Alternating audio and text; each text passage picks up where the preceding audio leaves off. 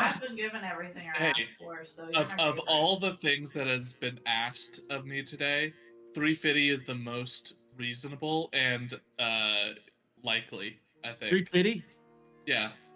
I'll take 350. 3.50, or 350.00. I mean, 3.50 is way more likely than 350. You're Oh, right, but damn. I was 350, hoping for 350. I mean, 350.00. it's I an was honest gonna question. repeat verbatim, but that's too many words. Oh, we are fully live and wasting time. Yippee! So it didn't take 42 days this time. Last week, a record of only 7 days ago, all of you learned some things about / from the Sparkling, having had a conversation with him to basically get some background information on yourselves for the most part, with the exception of I think 2 of you. The information that was received was used to offensively, but also to heal, to learn and sort of stretch the bounds of the Sparkling's abilities. Over the course of this conversation, we learned some about the Dragonborn that you are in the process of hunting / being hunted by. We learned a little bit more about the situation that Yotev, your kids, are in. We also learned a little bit about the, at least communally, we learned a little bit about the status of the planes and the forces that be. That something somewhere is on the hunt. A lot of pieces that don't really connect together just yet. But, you know, from a bird's eye view, someone may have enough pieces to start making some educated guesses. As you go about, went about this conversation, it ended with a couple of more secretive conversations from both Cassandra and from Kenji, learning specifically what they wanted to know about themselves, but keeping it away from the others. Ended that night with Yotev and Lisbeth working on a project that Lisbeth has been trying to cobble together. It is not yet done, but it is getting close. Lastly, we have that next day had you all travel and finally make it to the outskirts of Shady Creek Run. With the knowledge, I apologize, I totally forgot the horror show that was Kenji shoving a soul into the Persei doll, and then forcing it to divulge secrets. As that, you learned basically who it is that is working with the Ivory Claw, why it would be that they are working together, and as well as a little bit of information about the people that are enemies of the Ivory Claw and who you could potentially talk to get a little bit of leeway against them. After all of this is said and done, you made your way to the outskirts of Shady Creek, and the city itself lies before you. Shady Creek Run is the first stop outside of the Dwendalian Empire and its law. Historically, it is a haven for criminals, thieves, murderers, but as they would see it, it is a the truly free entrepreneurs of Wildmount gather here. The city does not have a very typical shape for a city, as large portions of it have been swallowed up by the Savalier Wood, and others have intentionally gone into the Savalier Wood a little ways to build their homesteads in order to keep others out.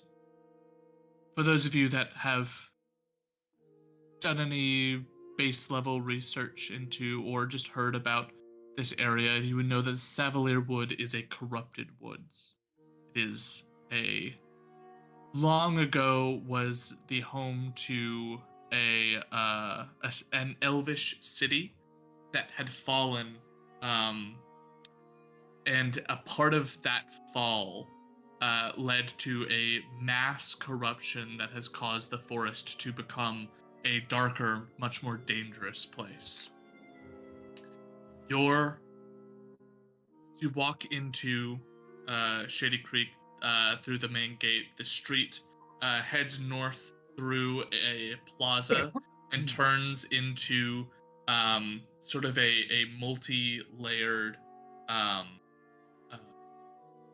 semicircle on the other side of a small creek. As you go across the main street, you cross this bridge over the creek itself that bisects the sort of small southern district with the northern side. You are finally in Shady Creek Run. You have a couple of goals in mind. What is it you would like to do? Well, I think are we gonna get an inn, or are we gonna stay outside of town in the wagon in the tent? I voted in and not having the tent up while we're here in general. That sounds like a good idea. We have to definitely make base somewhere. Well, I'm hoping we're not here very long. We get your kids, kill these fucks, and get out. We'll see. But we need to... And he's gonna, like, hushly kind of say this. It's like, we need to find the Truanes and see if they can help us in some way. Because there's no way we're gonna get through this by ourselves.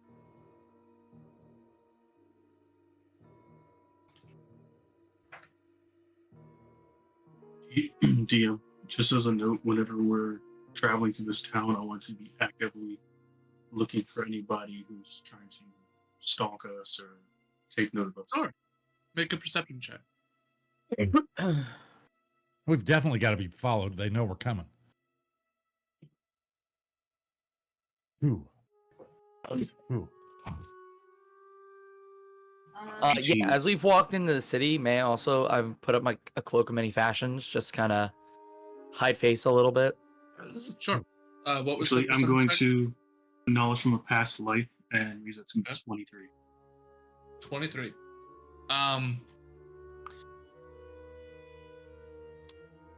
The challenge with this is not finding people that are watching you. It is determining who is watching you with the intent of knowing who you are versus watching you because you're a colorful and eclectic group that have not been seen in this town before. Yotev, you've thrown up your hood, but the rest of you, there is a large, gray, pallid-skinned half-orc, a black dragonborn, a fiery genasi, an elvish, or a fey-looking woman, and a doll. Multiple dolls, actually, sort of hanging around. Yeah, I think that's the intent of the perception, was to see if anybody showed intent on following us or, writing down notes about us, stuff like that. People who do seem to have more interest than just when we walk by them. Yeah. There's definitely a lot of people who take note, and there are a lot of people who seem interested. They're trying to weigh on whether you're easy marks or not, seeing as you are new. Now, the majority of people are smart enough to look at the double-bladed scimitars and katanas and other various weaponry that you guys are carrying and decide, you know what, I don't want that smoke. Others seem a little bit more intrigued, especially some of the more like desperate seem willing to try their hand in this manner. So you do catch a couple of people that as they sort of, one or two of them notice you see them and fully like abort mission and leave. Others don't seem to have noticed that you've clocked them and are just sort of watching you and taking note and seeing where you go. That being said, Also, for the record, Varnex is not trying to hide. mhm, He's 100%. Fucking. I got a question yes. about the information that Killian is learning. Is Killian actively kind of sharing this to the party, or is he kind of keeping it to himself? I think if it's just like a few people who are lingering their eyes a little bit longer, I would just kind of keep to myself and keep eyes on them too. If there's anything that looks like somebody might be trying to pickpocket us or, make more of a move, then I would let everybody in the party know to keep an eye out for Okay. this individual. Could I, mostly, totally okay to say no, but could I have used my cloak and stuff before we got in? Mhm. Like when we took the tent down, come in to Yeah. be more normal elvish person, not very giant thing Okay. going, and less all of the things that Cass normally is. Sure thing. Aside from the Pegasus and the Tressum, can't change those. But Yep. Those will still stand out a little bit, but I will make a note of that list. That I'm will sorry. potentially Last change. session was a lot, so Last session was a lot, but that will potentially change things. So I gotta. not Take note of trying that. to, All right. to backtrack, but All good. All good. So, because you would have thought, before getting in to well, I also potentially do made that. the point of we're hiding the tent and stuff too. Mhm. Hiding myself makes sense as well. So, you guys have a couple of different things you might want to check out. Is there any one in particular that you want to start with? What do you mean, like in? There's an inn. You can immediately start asking around for one of the families. You can try to find there are people here that will sell you secrets like it is Yeah. no one's business. So if you want to go and try to find clues Let's- that way, I say we go to the inn first. We find an inn, and then we'll go from there. Yeah. Everybody else agree with that? Sure. Agreed. All right, I'll lead. We want a medium. We don't want to dive. We don't want the high end Why don't we want the high end? because I'm fucking cheap, and if you want to pay for all of us, you go right ahead. But I don't think it's a good idea we look like we have money in a I think place if we like go this. to the middle of the road, we're in the middle of everything, or should be theoretically. My thought process was high end here is probably not our normal high end, right? Because isn't Shady Creek Run not the best of towns in general? it is not no. Right. So whatever their high end is probably what would be someone else's medium or low end, right? I can't My imagine guess, high end is high end. my guess would be that any of the high-end inns might be associated with certain families within the city, and so if we go into one of the higher end inns, we might end up aligning ourselves or getting involved with more of the families than we necessarily need to. Do we Oh, know is the city like broken into parts where the families like kind of control certain territories within it, or do all of the families kind of interact throughout the city? Great question. So there are, as far as government goes, it is a balance between the tribes, which are the 4 families, the Gray Trader Union, and a series of like gangs, essentially. And so it's not even Right. just that there are these families. There are people outside of the families as well. But many of these gangs get bought up by families, and alliances shift all the time. So there's not a lot of um, consistency, and that's going to be your biggest issue. As a result of that, the borders that you would imagine exist change a lot. So there are sections of the city that are protected by one family or another, but not all of them are consistent. And it's not like this, like northeastern section is all this family, northwestern is that, southeastern, southwestern. That being said, it is a lot of like a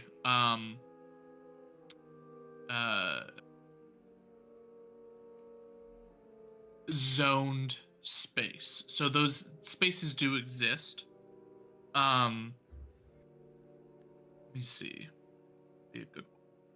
Another important question, I guess, is like, Huh. is there anyone around that might be like that dresses, or like maybe there's like a style of quote unquote uniform?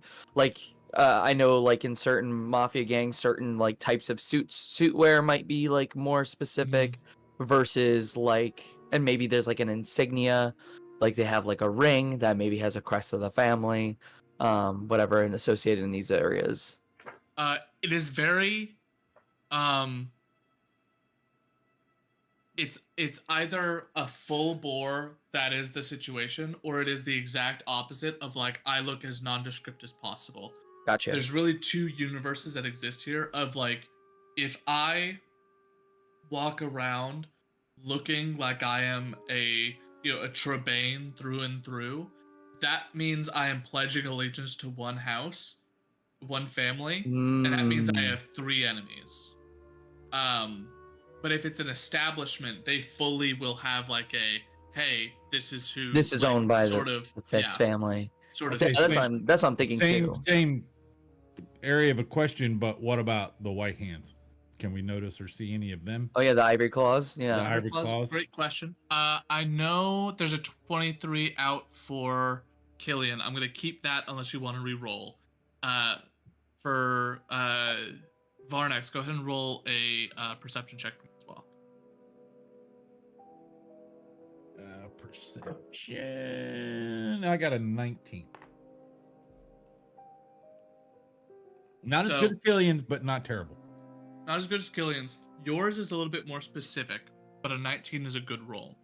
So Killian's looking out for mass general, like someone's out to get you.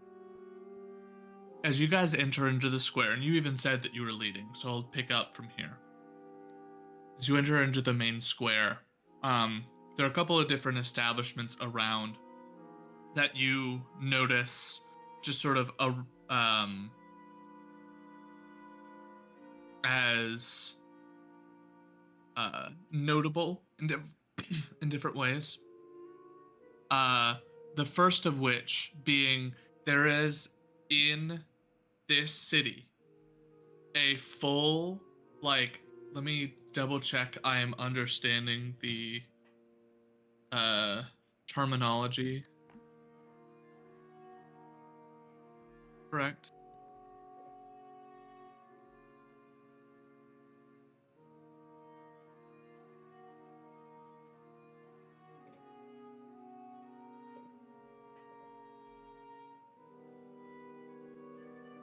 No. Wrong one. Okay, so it is the sort of nestled in between a series of other buildings. There is the bow of a ship that just sort of sticks out in between two buildings. That has a series of like signs and things drawing attention to it that calls itself the Landlocked Lady. That's on one end. Another one is a sort of storefront, well maintained, very much has like a presence of one of the families. You're not entirely sure which one. You'd have to poke around and investigate to figure out. But is referred to as the Plaza Emporium. And then lastly, on the far end, there is a dive bar, more or less, that seems a little bit less than well run. But as you're looking around and trying to spot Ivory Claw anywhere, you do notice two individuals that seem to have insignia or markings for the Ivory Claw that are trying to cover up a little bit, but sitting out front of this dive bar almost as if they are bouncers of some sort. What's the name of the bar? The Trench. The Trench. So I'm going to make an assumption, mental note, that the Trench is the home or the major hangout for this Ivory Claw, or they're getting paid to guard said place because they're mercenaries, right? Yep. Yeah, they work for the Mordanes. Or Mordunes, sorry. Yeah, but they're going to work for whoever pays them the most. Yeah. Currently, I think their alliance is with the Mordunes. They're hired by the Mordunes. So. Yeah. And so, for example, the Ivory Claw would be one of these groups that technically fall under the category of one of the gangs.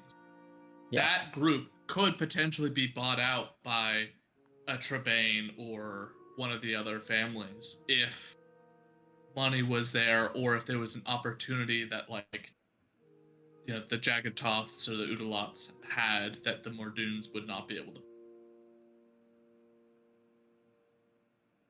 How much are there people within the city and the families that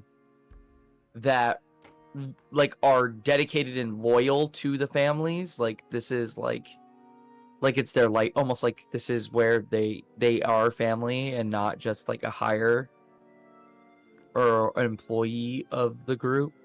Yeah, it really depends. It is like very person by person. Yeah. However, when it comes to certain families, there are businesses and areas where such and such family is like, or such and such like group is well trusted. They would be considered more of like a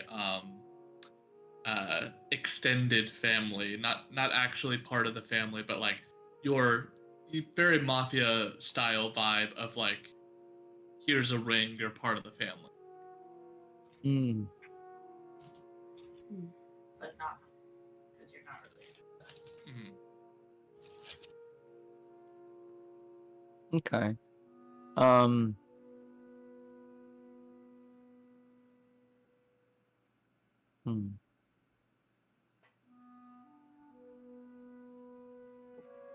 We should definitely find somewhere to nestle down for a little while. Get some information, find out who's connected to who, if we can. Can I ask what the different prices for the different inns are?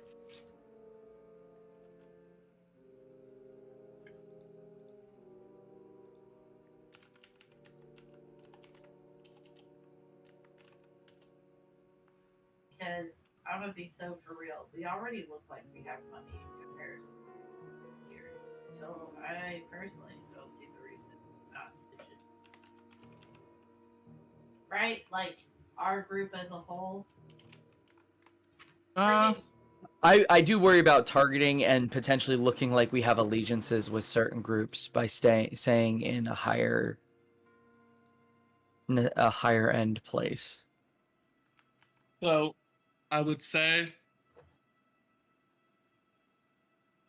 as far as appearances go, you guys definitely don't look like you're slumming it, but it depends on the person. Like having a lot of weaponry and a lot of like weapons and armor and magic items. That's not it's magic items is where you'd be pushing it, but I think a lot of people in this city are decked out. You're either don't have a lot of gear because it's you're on the lower end, or you are like you have a fucking bandolier of daggers, or like a lot of like very nice leather plate, whatever sort of armor, because it is a dangerous place. That when you're walking through the city of Zadash, most of the people you see in armor are going to be guards, and that's about it. You guys in Zadash stake out more than you do here. Mercenaries are a dime a dozen, and people who look like they are potentially someone that got hired or even invited into the city to do a job for one of these families is very common. So will it make an impact where we stay then? It might, depending could. on what family owns it and for what reason you're staying there. Dang, yeah. So we need to find one that's owned by The Trevains. Draco. Is that their family name? No, Trevain is the family name. Yeah, Draco Darko Trevain. Draco, yeah. Is it Dark? It's Darko. Darko, or is Darko. it? Is it? We call Yeah. him Draco. I'm sorry, stuck on it. But yeah,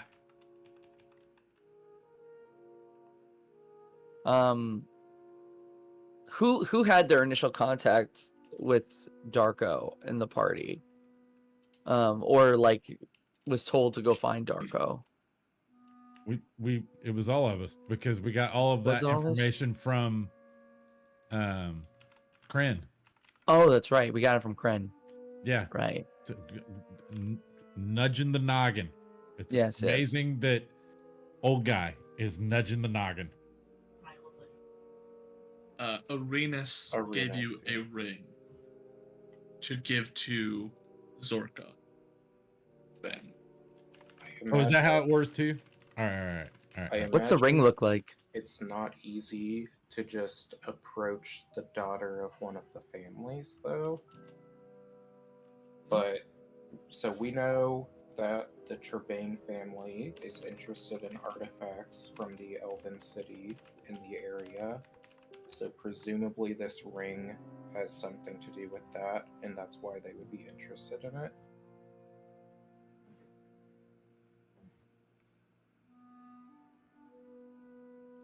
But they didn't really tell us how to contact Zorka. They just said to give her this ring to establish contact. What does the ring like really look like? Like, It has the look of like a signet ring where there's like that flat surface to it. sure.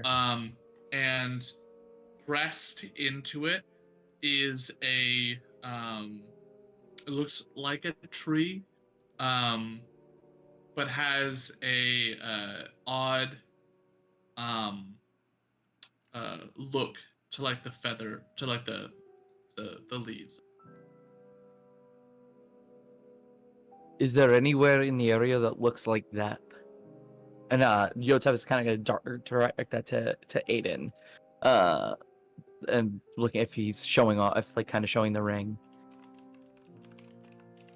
I mean, I can look around, but I don't know this area at all. Let's see what we can find. What, you mean the guy not from this continent doesn't know this one particular town? right? How dare No, but I figure the guy with the best perception might have a better ability to find it. I mean, Everything's running around with the 23 right now. as do you have entered into this plaza, it's not hard necessarily because the establishments don't make it too difficult. You do notice that on the landlocked lady, it looks like there is a on one of the sort of panes of glass, what looks to be like a tree in a very similar artistic rendition. It's not the exact same, but it's close. That seems to have been almost like a frosted glass sort of a thing. It's on there in that sort of imagery.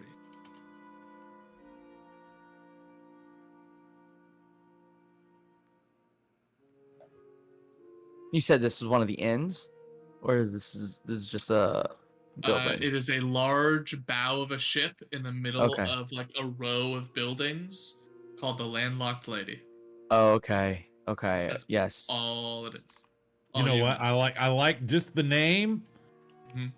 and it's gonna have a sailor as the innkeep. Yep, retired sailor. Essentially.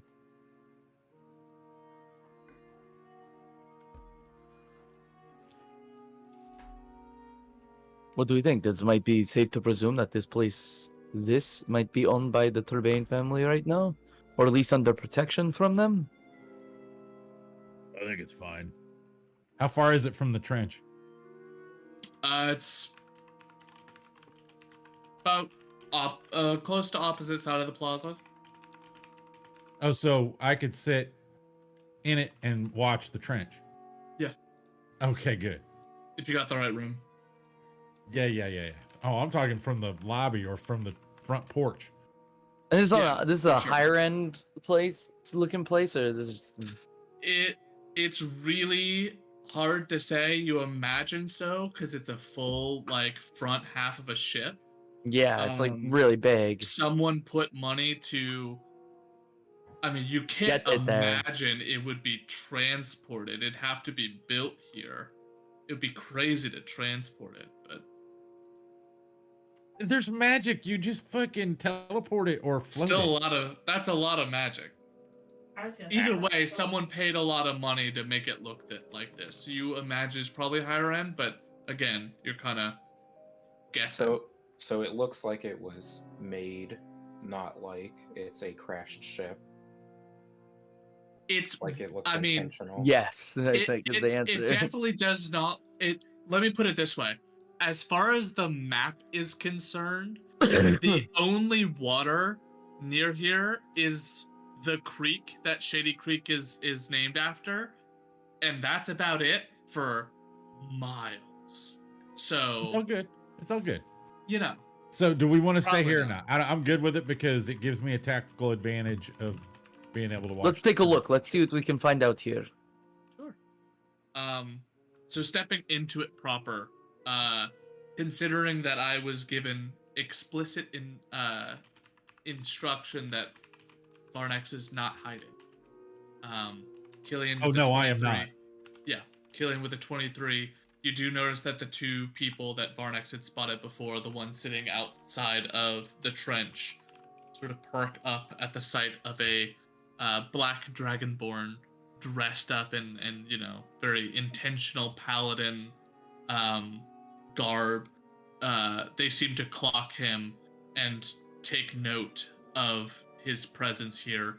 One of the two of them stands and goes inside the building. He was Inside the into the trench? trench. Yeah, it goes into the trench. All right. All right. Is So, Varnex heads up. yeah. I already got it. Who's gonna get us the room? Because I'm gonna stand at the door frame here and just watch him. I'll just lean up, pull my coffee out, sip out of the boundless. Mhm. Drink some coffee. Look like you're pondering while someone takes No, photos. just photos of staring you. at the guy that's left. Just looking okay. straight at the guy that's left. As Sip coffee. we're going into the landlocked lady, do I notice any like signs or markings of like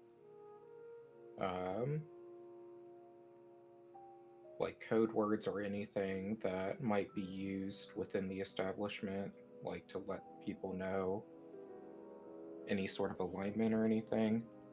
I'm effectively looking for signs of thieves' cant. That's right. I forgot. Thieves can't.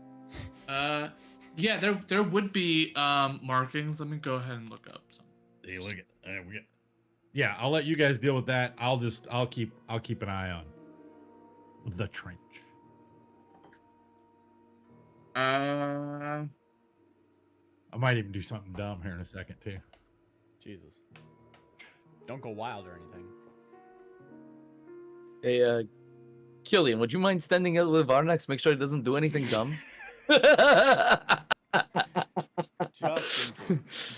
Just in case. What could go wrong? He's going to you murder s- at least one person this week. you Not see this week yet. two. Literally. Oh, we have to establish Yesterday. dominance somehow. With the sparkling. You didn't kill was, him. That was a week ago. I thought are you talking game? In game. week? In game. Oh. It was literally yesterday. But technically, it was. He's not dead. Well, He's not dead either. And it was the sparkling. And he's not dead.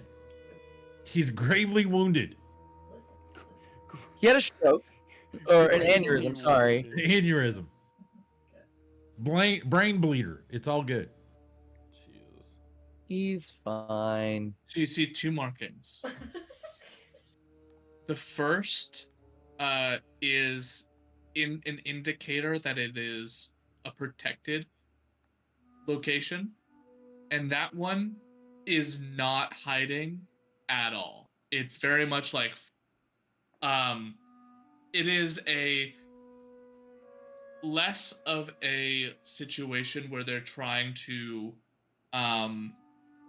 make it so that you might find it if you know where to look, and more a situation of, listen, we know half of you motherfuckers know this language here because a bunch of rogues for sure exist in this city. If you walk into this establishment, there is no way that you do not know that this is a protected space. No excuses. That Does seems to it be like the say who it's protected by, or any sort of. it does have an alteration to it. Unfortunately, that alteration is a localized Okay. thing. It definitely looks like it's protected by a group, but that group's marking is not something that's widespread, especially not halfway across the world. There is a second one you spot.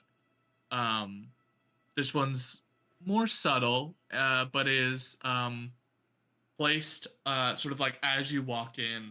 I'll kind of describe the place as I go through this. As you walk in, it is not. It's an inn for sure. It's not just an inn. You can tell basically immediately this is a brothel. It is 2 stories. It very much looks like they've taken. It's built a lot like it's the deck or like an interior of a ship, but they've removed the floor in the center to create this massive opening so you can see rooms along the top.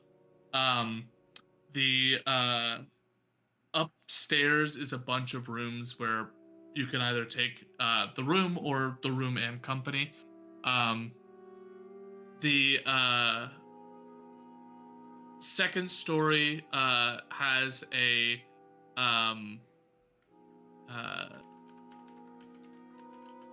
large sort of gap in between. The second story has this sort of wraparound, a large gap, and then a massive chandelier that sort of drapes down into the middle. There are the obvious sort of trappings of a sailor-themed establishment. The roping, the rigging, the sort of anchor motifs, all of that is as prevalent as you would imagine it would be. Waiters and waitresses are walking around dressed as if they are right off of the Marquesian coast. The sort of interior of it has a handful of tables with candles and that have sort of melted down into the wood. The off to the side is a long bar that takes up like half of the space, or at least half of the wall rather, on one end.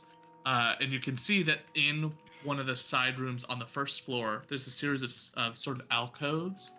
There is one that you spot that's a little hard to see, but it's above sort of like the archway into this alcove that has a marking that signifies that there's a fence that is housed here.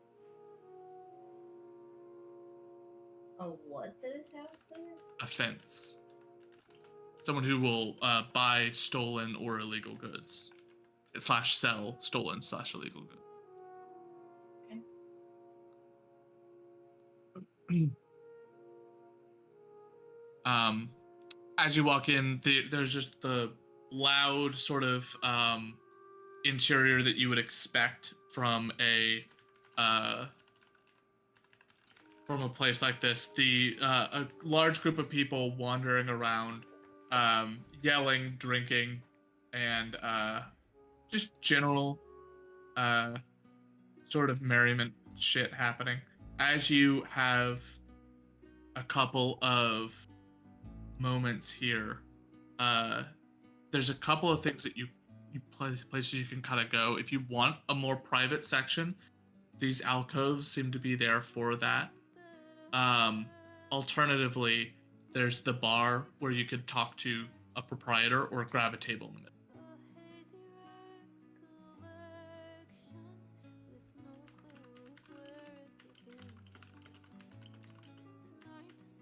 Is there a space you guys are gravitating towards?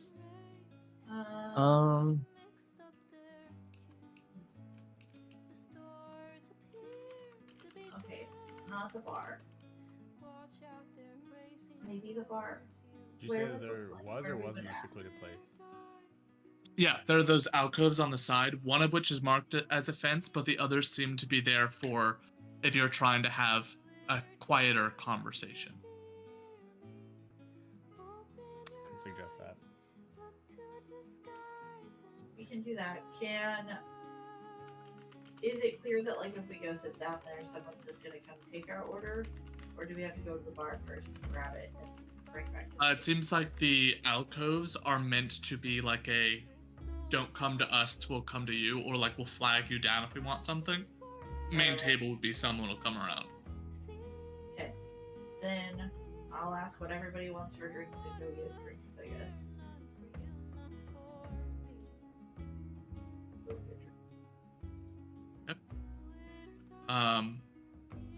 Barkeep looks to be a mid-30s man.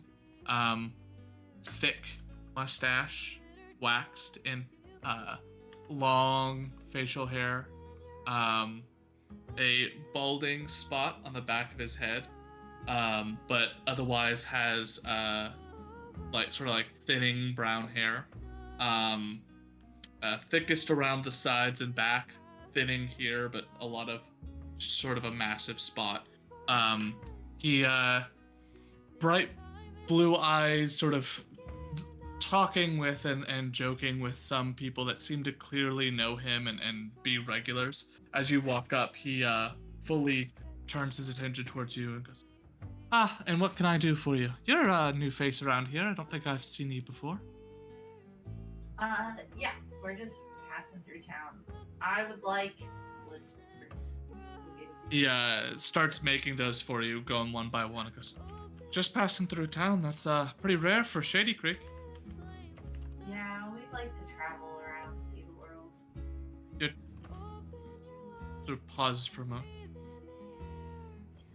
You're just vacationing around Wildmount. You decide to come to Shady Creek. I mean, there's road, there's town. Gotta stop at it. You're brave folk. Where you said you're on your way to somewhere else. That means you're going through the Savalier.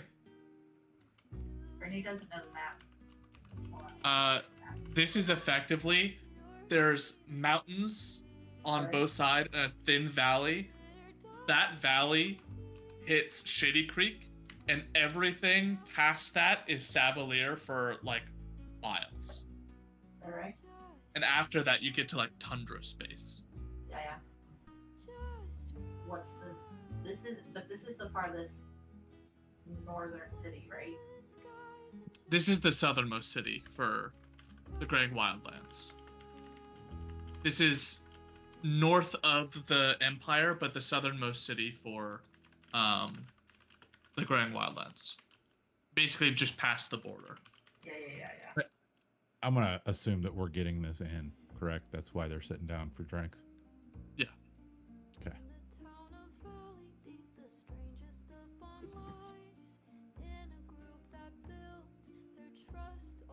Barnex will look over his shoulder and see that they've gotten a table.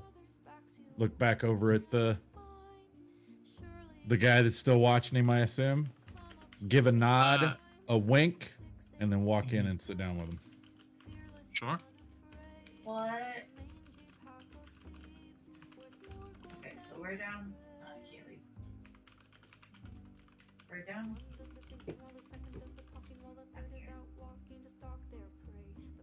This is the wood. What's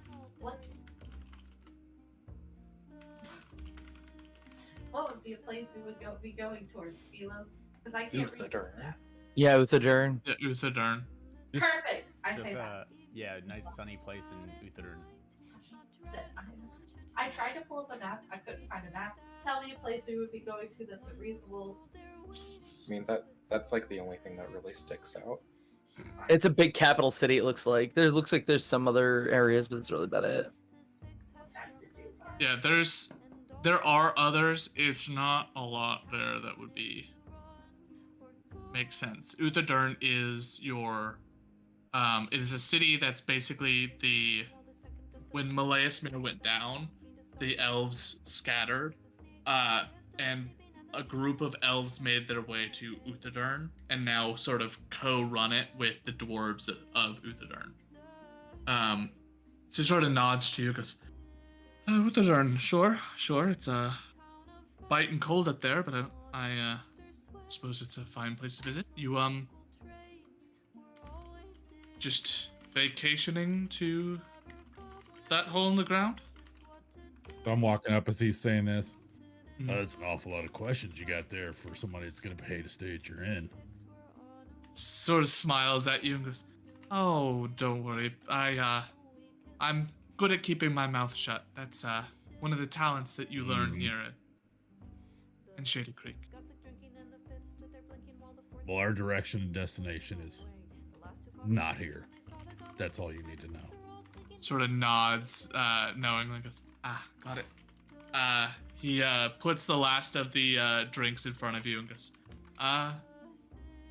who would like to pay for these?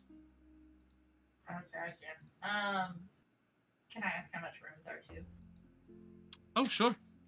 Rooms will be 2 silver each unless you want companionship, in which case the price depends on quantity and time spent. And then drinks themselves will be 6 copper. How much is it per hour per person? For companionship? Wait a minute. The doll is not. Hold on. Hey, listen. If the doll's got money, Doll's the doll not can hiring a have. You're prostitute. at the table. Yes, sir. The doll is going. No. We are Fraggin finally found his whorehouse. I didn't even need to, dude. It came to me. I just needed to not roll any fucking checks, and I could finally. That's find right. Well, you're I not did. here. I did mention. What are you talking that about? there He's was- not here. He's that Lady Brittany We're at the came table. up to the bar to get. Oh.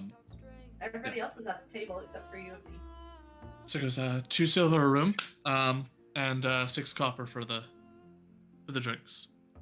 Can we pretend that we had discussed room arrangements ahead of time so I know how many rooms to pay for? Yeah, quick over the table. How many rooms y'all want? Well, Killian and I are Kenji and I are cool, okay. obviously sharing one, which Okay. means I pretty much get a room alone. I'm figuring Yotev and Lisbeth are getting a room. No, I'm almost certain that Lisbeth would not be bunking with me. Then she can have her own or stay with Cassandra. Yeah. Unless Aiden is staying there. How big are these rooms? Like, That's are the they single question. Each room is sort of leans over, goes, they're specifically designed to have to be shareable, if you catch my drift. So they have space for two. Just depends on if you and your companions are the cuddly sort. Okay, but where did we land on a price per hour? You're not there. You're not here to know. You can come Wait, back where did I here. go? Wait. You're at the I'm gonna- table with me and It was, Aiden yeah. I'll and Yeah. Killian. Varnex will mentally reach out to Kenji. Hey, I'm putting you in your room with me, and just so you know, if you want some companionship, I don't know if they have any towels or something for you, but there's a charge for that hourly. Okay, but how much? Hourly. So I'll He's ask, gonna blow all of his money how on much, friendship. how much for companionship? Well, if you're just wanting for about an hour, that's a gold piece. If you're wanting to spend the night with a lovely young lad or lass the whole night, then it's only going to be 3 gold for the whole night. I'll relay that to. So if you go for at least 3 hours, you may as well just pay for the whole night. I am made of wood. Is it a lad or lass? Or The both. question is, does it matter? Both. No, but we're gonna have several new dolls by the end of the session if it goes all Kenji's way. Oh my god. Can Kenji have kids? I'll just tell the barkeep. Well, I'll look over at the table. He's contemplating. He may have Sure. requests later. Sure, of course. But he hasn't seen Kenji walk or move or anything, right? So he's No. assuming I'm talking about Yotev or Aiden Or- Aiden or Yeah. Killian. Or or Killian. Killian. Yeah. I'll- yeah. One of the 3 guys back there. Just Sure. tell Yeah. him Sure. tell him I'll reach out if I. Crazy. I'll help carry the I'll drinks reach over out. the table. And So in terms of how many rooms, so how do you want to do it? Do you want to do the females in one room? I don't think you can. I think it's for like what, 2, maybe a little. I think more, the max but, is like, two really No, bed, they're right? sharing. You're So, sharing a I'll bed. put it this way. Every room has a queen-sized bed and a cup chair. So you guys can figure out Yeah. which of the combination y'all want to sleep in. So Kenji True and to I real will be life. in a room, so that's one. Okay. I think then everybody else just gets their own room, right? Then Aiden and you, or you and Lisbeth, because you're gonna sleep in the chair because you're tiny. It's okay. Hold on. Me? It's a silver a piece Oh, hell yeah, you are. for a room. 2 silver. I have 145 platinum. I am not worried about paying for all. I just you're want to know buying how all of much. us. Then get a room for everybody. That's what I was trying to say. I just need to I'm know just now. By way of Kenji Seven. wants his companionship, he doesn't They have have to 1, kick 2, Varnex 3, out of the 4, room. 5, 6. Do they have 7 How do rooms you- available? How do you know Varnex wouldn't watch? Because that'd Yeah. be entertaining as fuck. Yeah, there's I a would be- whole fucking cup chair specifically I for was that. planning on using the cuck chair. Yeah. The He fact that- sleeps in the cuck chair. That's Yeah. crazy. Okay. I get a whole Yeah. queen bed. He gets a chair. Yeah. You're gonna pay for for company and then use the cuck chair. Well, and then, We're breaking. but Killian norms doesn't here. even sleep. So why are you paying for a room for him? Yeah, I'm just gonna sit in a chair outside of the front of all of our rooms. That's literally fine. cucking on all the doors. If you think He's about it. cucking the hotel. Yeah, he's cucking. Just literally grab your chair, sit outside the hotel, need just 6 stare rooms? at it all night. You'll The never third- see it like- coming. Always keep Let's- them guessing. Unless Get him, Farnexon- get him for a week. We A are week? gonna be here a week. How do you know No. it's not going to take a week? It It took won't. 42 days to get back together, so really anything's possible. May as have We well weren't get in out for the Hupperduke whole for a month. week. We were in I'm- Hupperduke for I'm what? thinking 4 that. days? 5 days? A fortnight. Right, I'm just 3. 3. Oh. It felt like Okay. forever. Yeah. We don't need. We're not going to be here a week. Okay. I don't think so, anyway. That's what you think. So How many- it sounds like 6. Six. Unless. Okay, so 6 rooms for how many days? Can I just pay each night when we decide we're gonna stay here again? You can pay each day. You'll need to. I'll say this: if someone comes along and says, "Hey, I want a room," and y'all haven't paid for it yet, it's gone. Let's pay for 2 nights. I was gonna say, let's pay for 2 now. I'll pay for 2 now. 2 up front. All right, so that's 24 silver. Sure. Can I request their comfiest chair? I mean, you can go around to all the rooms and see which one has the best indent, I guess. I'm gonna Oh, start God. looking around the entire place for the comfiest chair. Sure.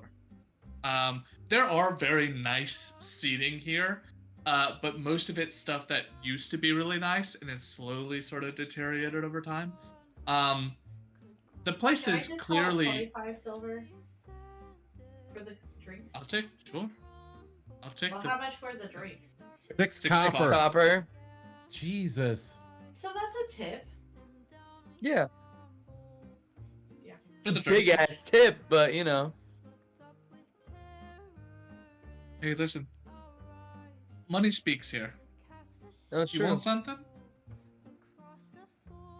Tipping well does Why good. won't this be meant for me? Throw him a gold. Just be done with it. As he takes the coin, he hands out the drinks and a couple of room keys, and just says, "Be sure to get back to me if you ever want. If you don't want to be alone." I'm gonna I want to pull out a gold piece. Hmm. Spin it on the bar. What's his reaction? He just sort of watches it and looks up at you. Like, from his perspective, the last thing you and him talked about was buying someone to go fuck. So he's like, "All right, Companionship, yes. yeah." Does he think that he is He's being like, "All right." chosen? He's not on As the it- menu. As it slowly Dad. stops. Mhm. Can you tell me about the ivory claw? Change of subject. Sure. You got information. Of course. And I'm Everybody sure this will does. buy a lot of information about the ivory claw. Buys you some. Do you have a specific question, or did you want me to just sort of start from the beginning and risk going over stuff you've already know? Let's talk about the establishment across the way, the trench, and yes, of course. who frequents it the most, and specifically a gentleman that is of my same race but quite opposite color of me, if you know who he is. Believe so. Well, seems you've already figured out that the Ivory Claw seems to tend that establishment. It's a Mardoon family establishment, you see, so close ties and all. It's mostly that they're already on the payroll, so they get flipped in a couple extra coin to sit outside and look burly. Not a lot of them go there for recreation, as far as I'm aware. But from time to time, you'll catch one or two decide that after their shift, they're already at a bar, may as well get drunk. So if you're looking to catch someone off of their guard, maybe that's a good place to start. At the very least, if you're ever looking for one of them, you'll be able to find them almost any hour of the day. What about the leader? Do they have a headquarters? Oh, for sure, yes. Sort of sits there and leans forward and goes, I am starting to forget where that headquarters is, though? I'll just intimidate him. Okay. I'll just glare at him and I'd like to kill him. Roll an intimidation check. just because. In the really, meantime, I while this think is happening, 1 gold since he's charging 2 silver for a room is quite a lot, even for information. in the meantime, while this is happening, is if the I want to see if there's any conversations I could like 19. pick up while listening that are in undercommon. Make a perception check. That was a With 19, a on my 19. intimidation roll. He looks at you and goes, "Now I get it. I get it. I get it. Feels like highway robbery, but as truly imposing as you are, there are other people here that are equally as scary. Like you said, that friend of yours that's sort of opposite in coloration, also quite scary individual. Has quite the temper. I would be afraid to upset such a man. You understand?" That's fine. I'll figure it out. Keep the gold, and I'll walk away from him. Slides the gold over and sort of pockets it. Immediately goes over to someone else and begins a conversation. As you head over to sort of meet up with everyone else, the drinks get passed around for whoever ordered what. You listen for undercommon. What's your 17 I rolled. 17? There's a lot of languages here that are being thrown around. And you could tell that there are a couple that are favorites for the purposes of being less common.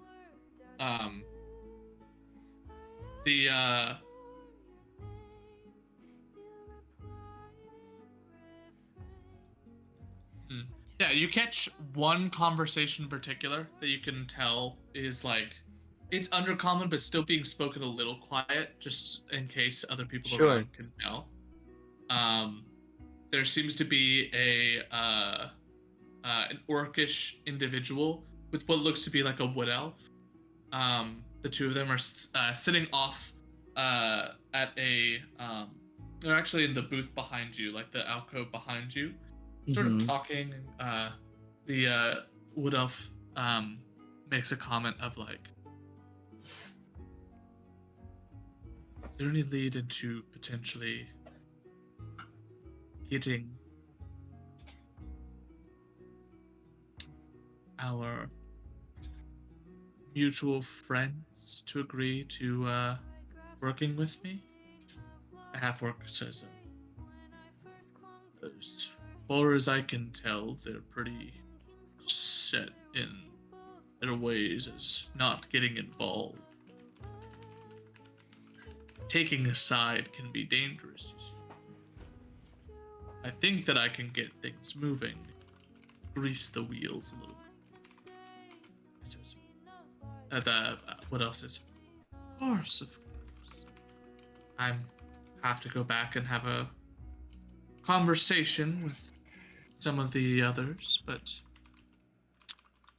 there's very little that our money would not buy.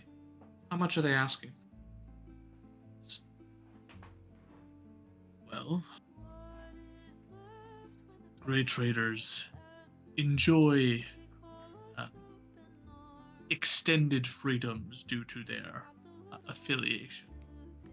They want to maintain independence from the Dwendalian Empire, but they're willing to work with some of the that live in and around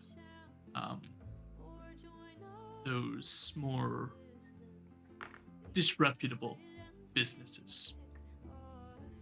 We can say another 50 gold a week. We can get you that in. Done and done. Now, if you don't mind, any word that you can get as far to our mutual friend. You can inform him that we appreciate his last his last offerings. But it's not enough. As far as the front is concerned, we need more. We need more pressure. As good as our recent shipments have been, without something substantial, I don't know how long this partnership will last. Don't you worry. Last I heard, he found something you'll very much be interested in. Details are slow in coming. I'll let you know the moment that I. Very good. Stands up. He watches the wood elf walks out and sort of slips out the back. Is the wood elf the one that was saying that they need more pressure on stuff? Yes. And the half orc was the one to be like, rest assured they found something. Yes. Okay, cool. I'm gonna clock that wood elf to just hold that. Make an investigation check. Yeah. Perfect. Sounds good. Investigation. Let me just double check to see what this is really quick, because I don't want to use it if I can hold off on using it.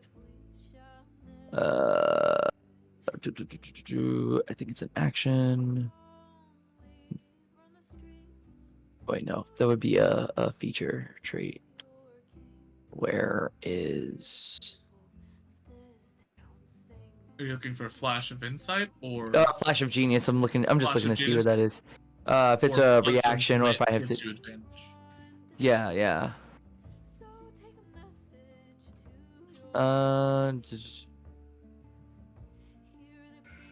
I can use reaction to add the roll. All right, cool. Yeah, no. Yeah, I'm just gonna roll a flat the investigation. Okay. 20. 30-20. Dirty 20. You watch as the wood elf gets up. You notice that as he goes to sort of slip between two people that are very much taking up a lot of the room, you watch as his shoulder seems to almost clip through somebody without making contact. Oh shit.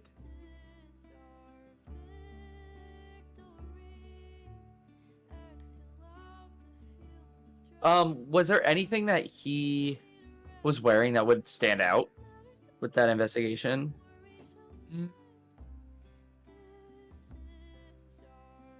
I mean, a lot of the stuff he's wearing seems to be rather mundane looking. Okay. You imagine, considering the clipping that you saw, it might be very intentional, seeing as if he's not wearing his own face, he probably is wearing something very intentionally not noticeable. Sure. You can tell, however, that while he at the moment looks like a wood elf, probably does not all the time. Okay. So it's more of a disguised self than like he's not actual like than a projection of himself. Yeah, it's some sort of illusion, where he basically attempted to squeeze through people, and instead of making contact where he should have, he just sort of phased through. But he still seems to have a physical form, or else, he's just not. Proportions aren't.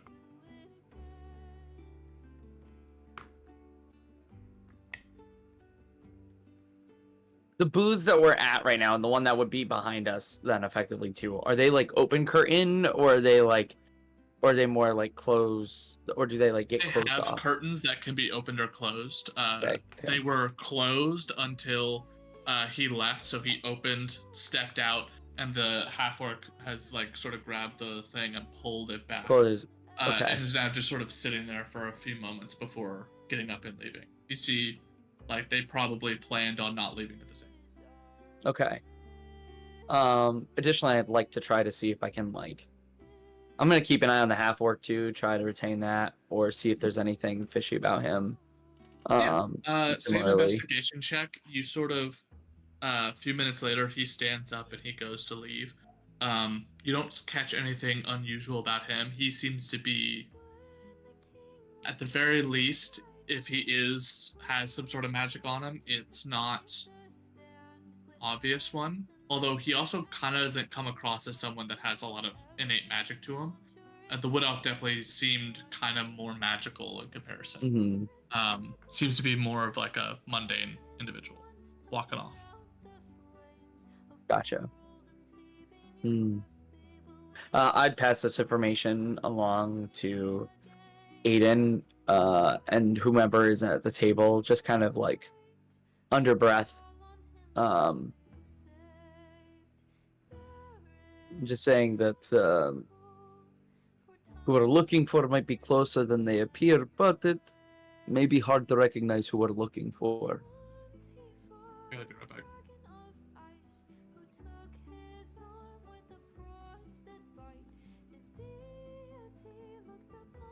Scared him away.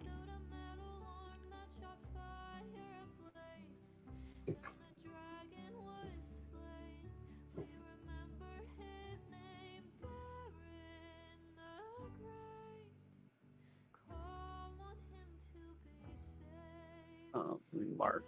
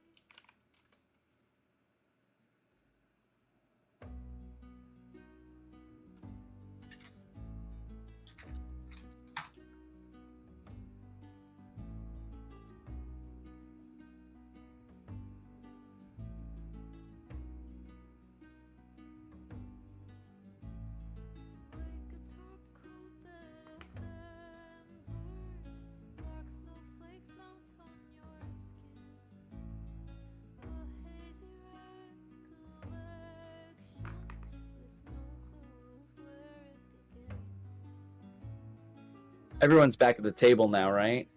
Yeah. Mm-hmm. All right, cool.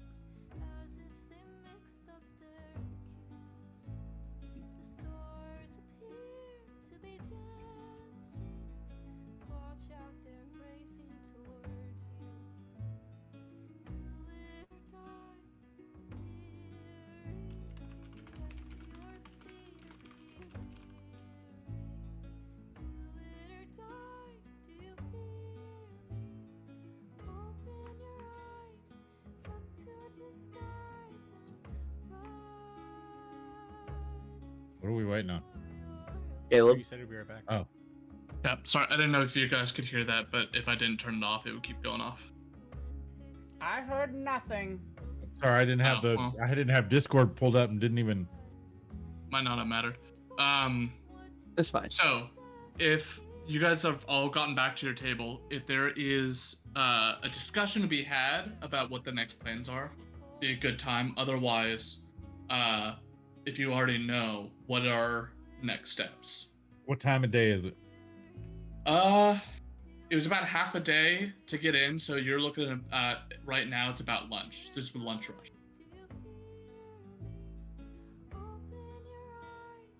Well, I think I'm gonna go over and pretend to get drunk or just sit in a bar. Poke a bear Yeah. or poke a dragon, even. Mm-hmm. Just, they know I'm here. They know who I am. Might as well just go sit and see what happens. Barnex, remember, we have to be careful. Anything that we do could affect Vincent I and know. Tanya. If I sit Okay. over there peaceably, I'm not doing anything. Don't cause any trouble while you're there. No fighting just yet. No Usually promises. how it goes. Defend yourself, but if things start to get hairy, leave. Who's Harry? So I'll go over. Kenji want to go? Sure. I'll affix him. Just play a doll. Don't move. Don't be creepy. Don't ask about friends. Not yet. So I'll affix him to my shield. We'll get Persai on the shield too. Strap the shield on my back. We'll go across the street to the trench. What about the other 4 of you? Is there any plan or idea, or what are you guys heading off to do? Well, before I leave, I suggest you guys go try to find Drago's family or turn that ring in or whatever. Yes, we need to find out information about where we can find the family. So Kenji and I'll head out. Unless you want to stay with them, Kenji. No. All right. Yep.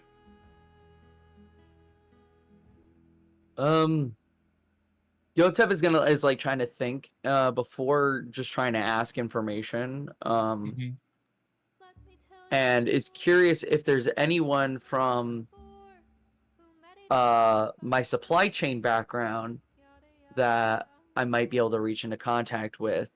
A previous trader from this town who might have stopped in at Hupperduke.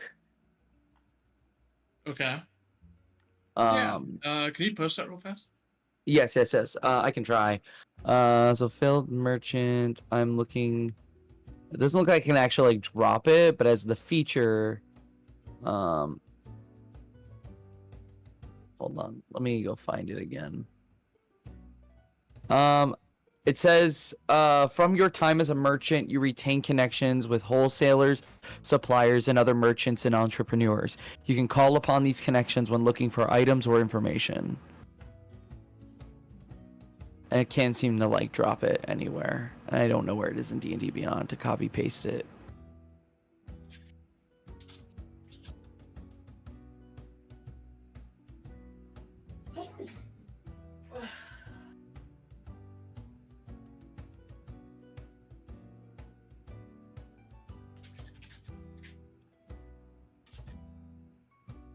Mm-hmm.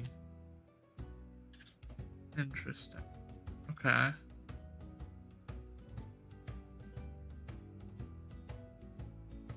Interesting, he says. Let's see. Oh, I can't copy paste it. There it is right there.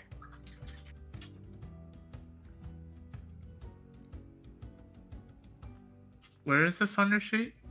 This is a background. This is under the failed merchant feature. Right, but where? I don't know where it is on the D&D Beyond sheet, but it's on my Yeah, on it's on my Foundry, where is it? Foundry. It's on my home, on my like whatever the details page. Underneath Goblin on the right, there's a tab that's failed merchant, and you can click on it and like look. Ah, okay. That's where it is.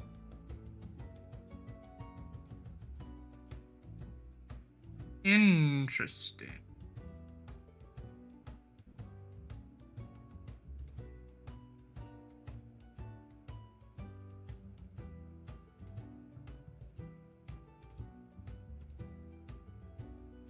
Try to make use of these background features while they're here. Yeah, I think this makes a lot of sense. So, you know that one of the 3 groups that sort of vies for balance here in Shady Creek is the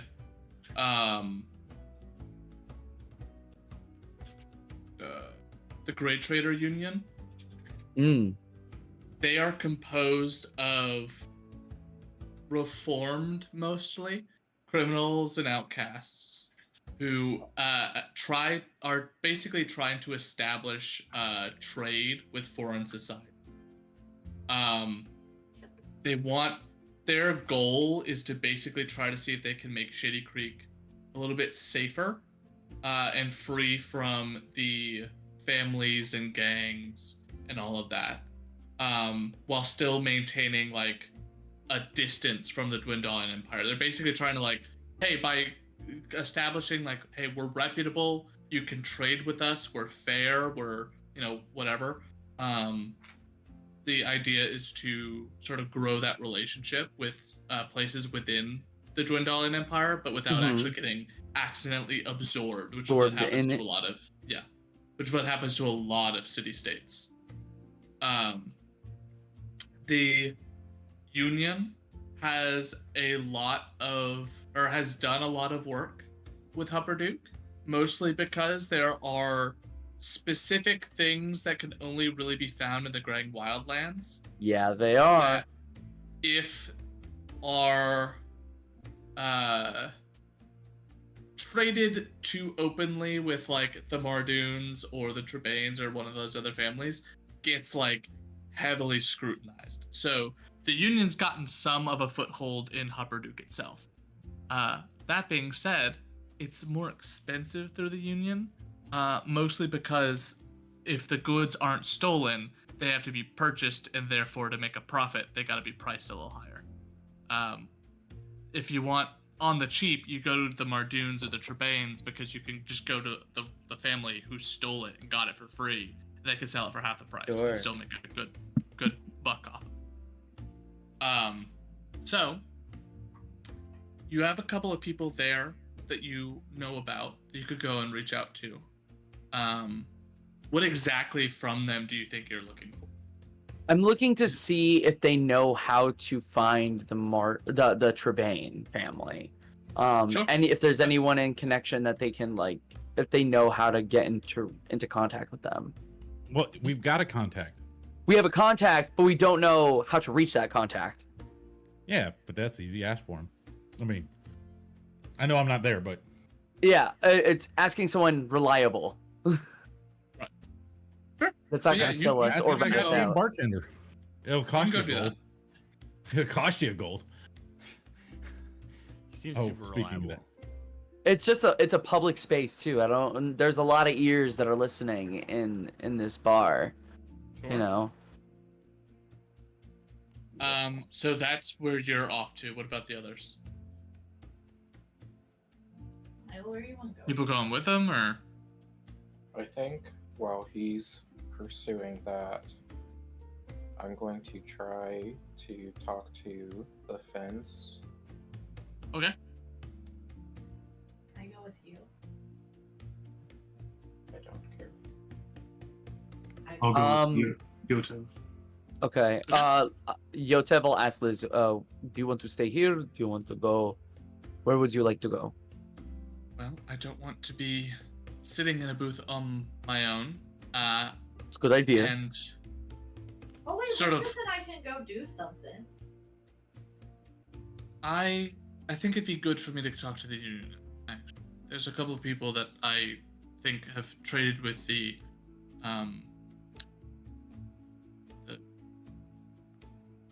Omni Smelter that I may be able to. Yes. It'd be more useful there at least. Alrighty. So, Elizabeth will go with you and Killian. So that means we got 3 groups of 2. 2 and 3. Can one of all, either like between each group of 2, pick one person and roll a d20 for me? You've already. Benji, Killian, would you mind if you I did did it? it, or would you like to roll? You go ahead. You want me Okay. to? Go ahead. Or Do you- it, dude. Oh, You do it. Come on, bro. Come on, give us a big roll. 14. 14, Pretty middling. 18. 18, 9. 9. All right, we'll start with Yotev, Killian, and Lisbeth. Yippee! The 3 of you make your way to the southern side of the city, sort of recrossing over that bridge, and find a large sort of warehouse slash industrial area where you know that the headquarters of the union is set. As you walk up to the Grey Traders, there's a couple of like main sort of office-esque buildings that you go into. There's a young, probably like 22-ish halfling who is sitting behind a counter. They are quickly sort of following along with a conversation that's happening, like sort of writing down in a notepad all this stuff. Next to them is a middle-aged, what looks to be like Goliath man, who's talking with a calico tabaxi and going back and forth. The Goliath is sort of wrapping up some sort of quick meeting or conversation thing. And then once that shipment heads out, we need to completely scrub the warehouse. Any leftover goes to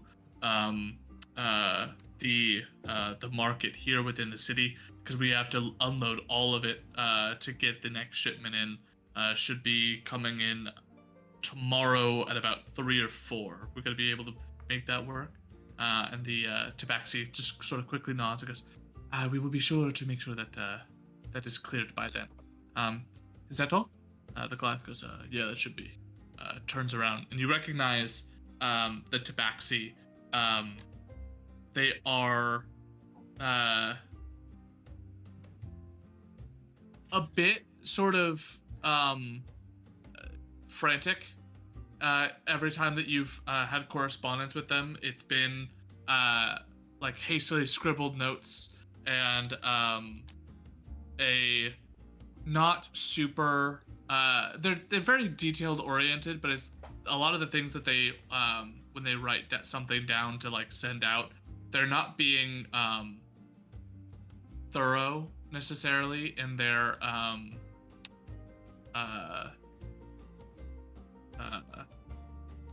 writing. They sort of will say something and then clearly got distracted because they'll go back and they'll repeat it, or like they'll start a sentence, get distracted halfway through, and when they get back to the sentence, it's like the second half doesn't make sense with the first half of the sentence. So it takes a couple of readings to go through, and it's really messed with the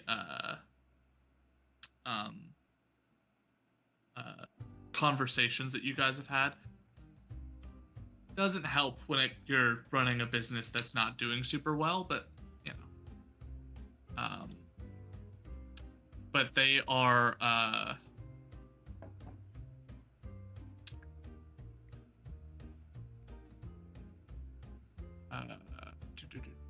they go by Bird.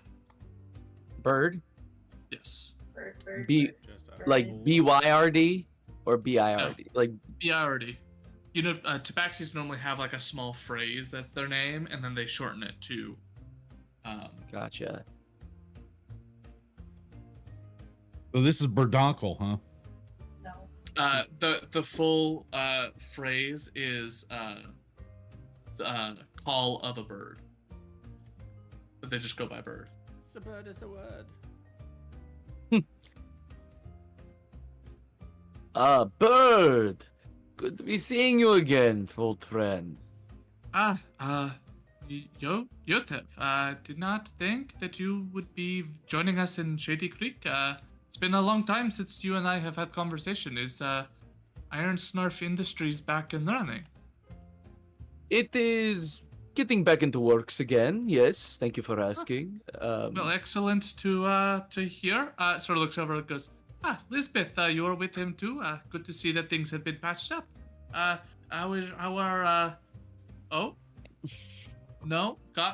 Okay. My bad. I am used to having paw in mouth. Sort of looks over and goes, and who is your friend? Quickly trying to change subject. This is Killian. He is a very good friend of Yotev's. Could say he is the muscle to match brain. Well, it's good to see that you have made a new ally. Nice to meet you, Killian. My name is Bird. My name is Call of a Bird, but you could call me Bird. What sort of business are you in, or are you just, I don't know, I beat things up. hired? Oh. Well, okay. Yeah. Yeah. Like I said, he is the muscle to the brain. I did Business not. is booming. Concerning. Well, that I is don't know what actually that means. I just heard that somewhere. Jesus. that is good thing to have here in city. Because it's Shady Creek. Always need a muscle around when dealing with course. the peoples here. So I've got a couple of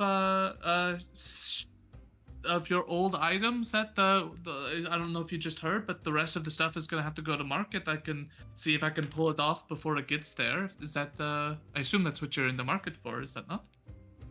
I wasn't coming here necessarily for that. I would love to see what you have in stock still, but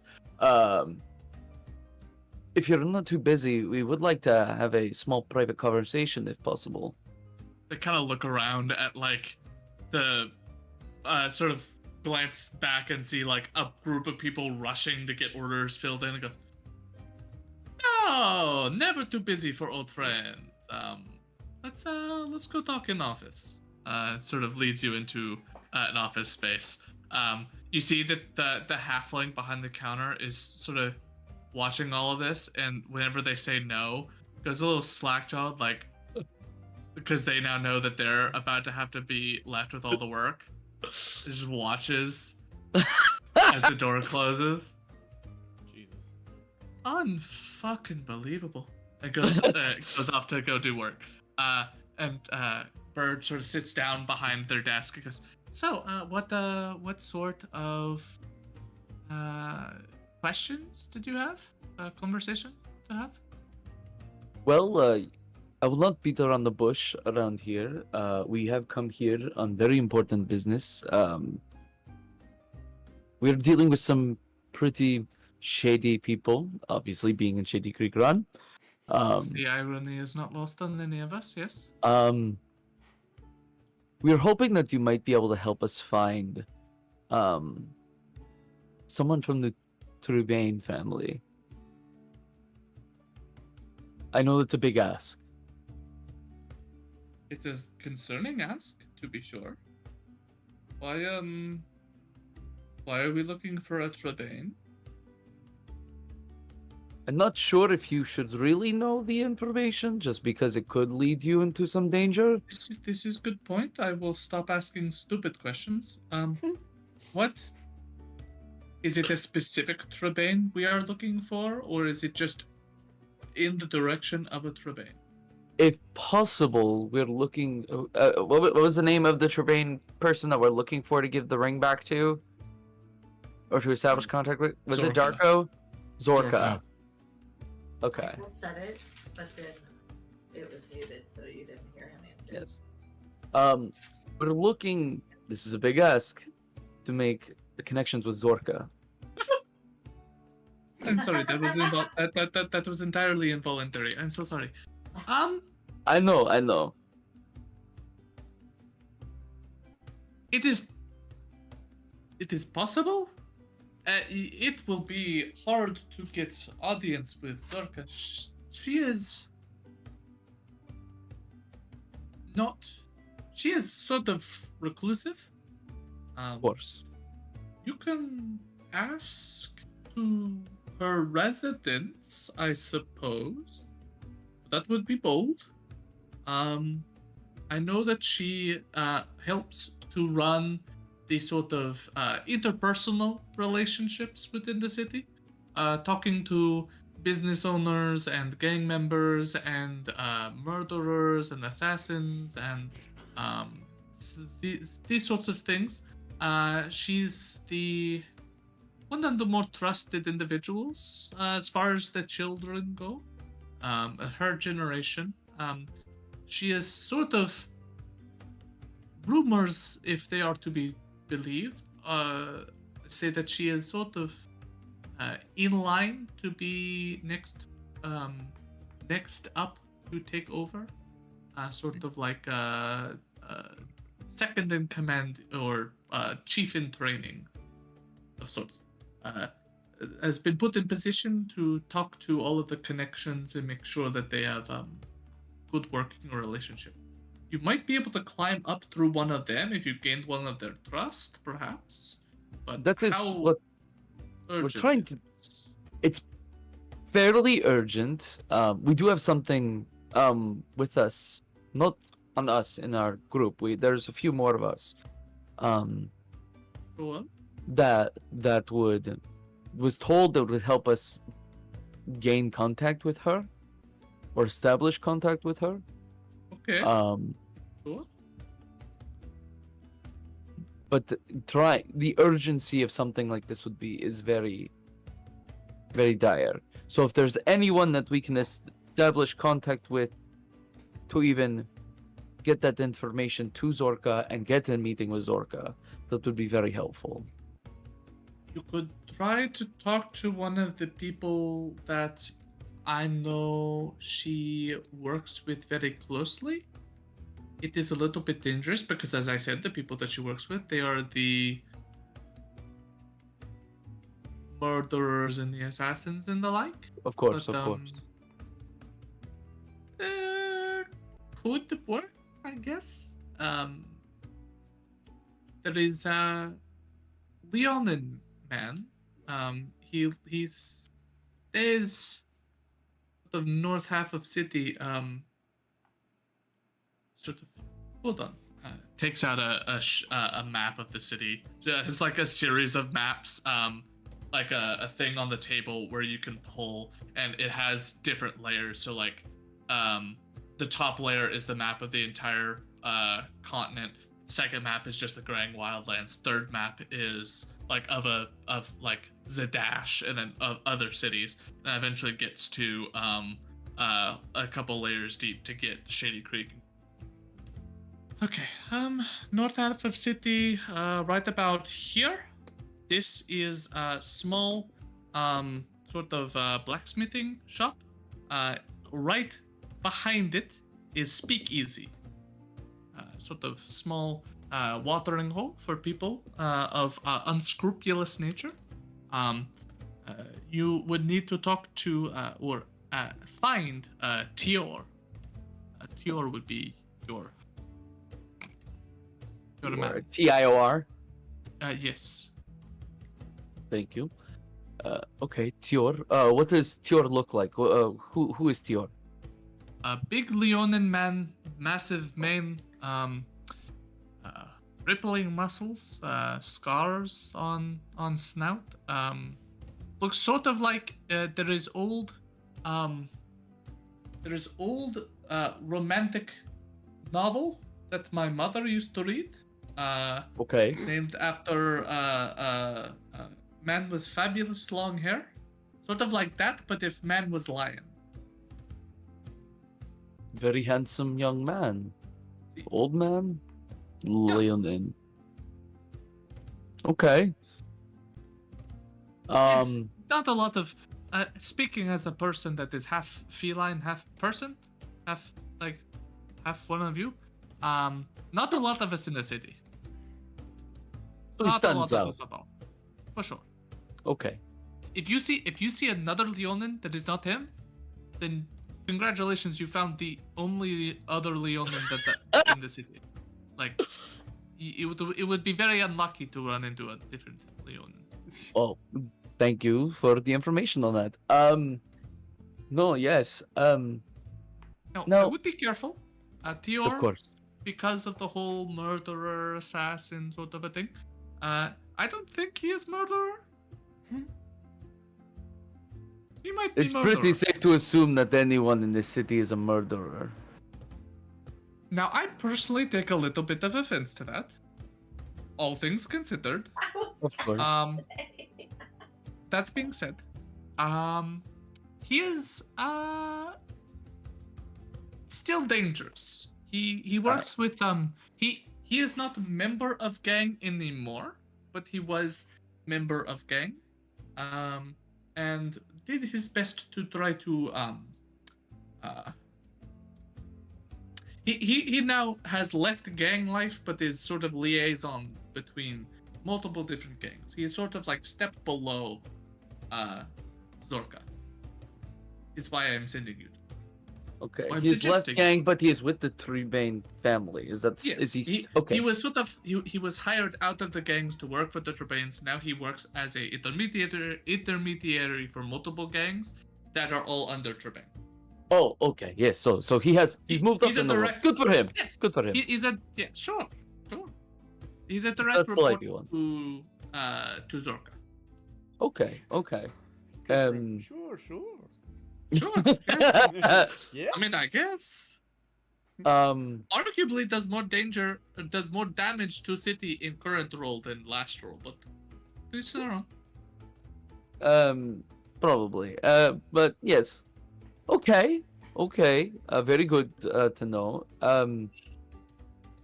Now, I've heard rumors, mumblings that the Trebane family likes getting they deal in a lot of trade, and that they might deal in liking specific special items of some sort, whether they be ancient runic items or maybe even potentially some interesting trading inventory. Is that true?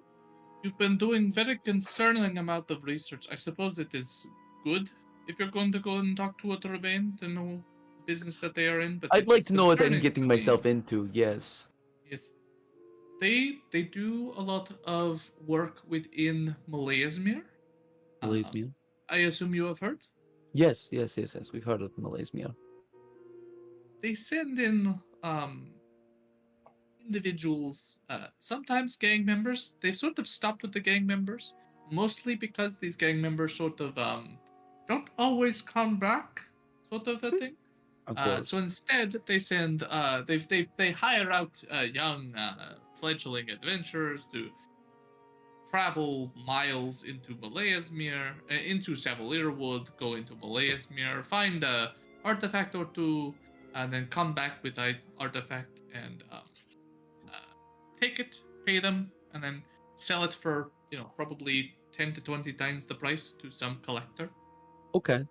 A collectic bunch. Excellent. They do a lot of smuggling of things that technically do not belong to them, but also are technically a little bit of a gray area. It's sort of like a lot of the. I'm getting a little bit too ahead of myself. It doesn't. That's okay. I'm None of following. that matters. The important thing is that yes, they do. They work specifically in smuggling goods at the artifacts at the moment. Okay. So, in your experienced opinion in this city and potentially with clientele who is communicated with the Trebane family, would you believe that it would be better if someone was to seek aid from the Trebane family?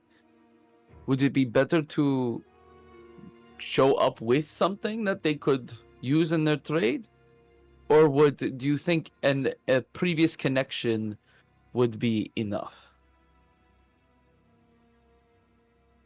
Previous connection is good foot in door.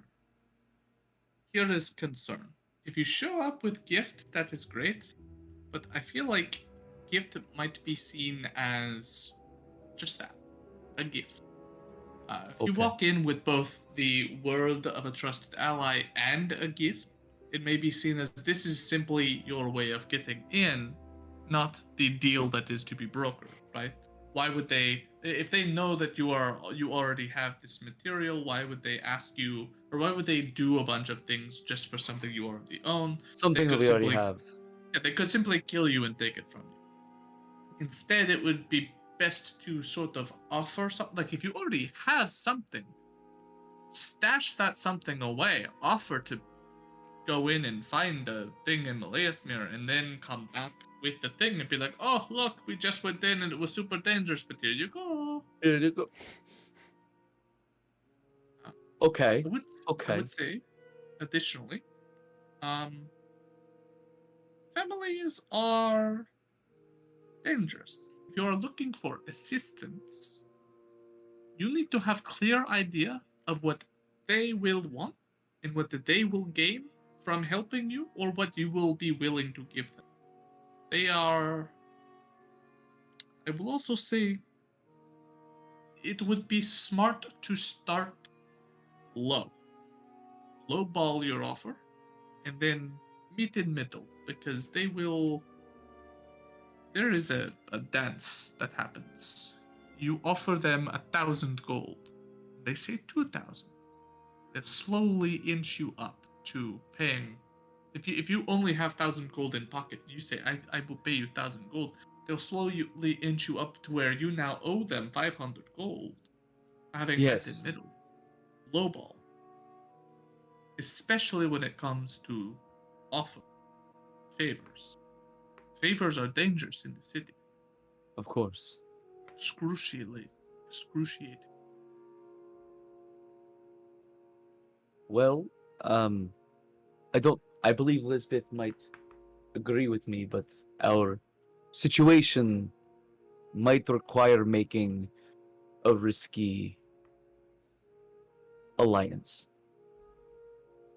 I do not want to get into more information. If there's other questions that you have, I'm happy to answer them, but I feel as though I have overextended a bit. Of course. I wouldn't want to put you in harm's way. Killian, is there anything that you can think of that you would like to talk to about? Not that hasn't already been asked. Okay. Lisbeth, anything that you think that could be helpful? You see that she's sort of almost white knuckled at this point, like just getting frustrated thinking about all the hoops that you have to jump through, and goes, No, I think that your friend is our friend. Been very kind what they've shared with us so far, but we should go. Okay. That sounds like a good idea. Bird, it was great to see you again. Was an We'll probably take a absolute look pleasure. around. Yes, we'll Absolutely. come back and look around at some point. Of course. Take your time. but- Do try to do that before you are murdered. Of course. And a word to the wise, Mhm. for your own protections and ideas. Keep an eye out for anyone from the Ivory Claw, or anyone maybe associated with the Mordoons. Is concerning. You did not come with this warning beforehand. I will try not to take it too personally, but okay. Hey, and for your time and for your efforts, I will give him 5 gold pieces. Ooh, big You spender. see, they look down at the gold and go, "Oh no, I absolutely couldn't." And then they put their paw over the gold and slowly drag it towards them. It's too kind of an offer. I could never accept. And then scoop it into Oh, their well, other if you hand can't and then accept and start Oh to well, reach I'm towards so it. sorry. Oh, where did it go? Anyway, it's so nice to see you all. It stands Yes. up and sort of ushers all of you out of the office. You see the halfling is now buried behind a wall of paper, doing work. Looks up and sort of glares at all of you as you walk out, as they sort of like are going back and doing a bunch of work that they're both supposed to do, but has been left to just them for the last couple of minutes. Yeah, Yotev's gonna quickly walk over and say, "Thank you for being so patient. I appreciate it." This is to the gnome. He's gonna slide 2 gold pieces to him for his time and for the extra effort that he had to deal with. Looks over at Burgess. I like your friend. Gold. All right. And the three of you, can leave. Trying to establish good rapport here. Yeah. A lot of wheels have been greased in the last couple of minutes. Yeah. It is It is 8, so we'll go ahead and take our 10 minutes here, and we'll come back for. I believe it was the 14 was Killian and or not Killian, Kenji and Varnax, right? Mhm, Yes. mhm. All right, we'll come back for the two of you. Sounds good. All right. Right back. Breeze. Okie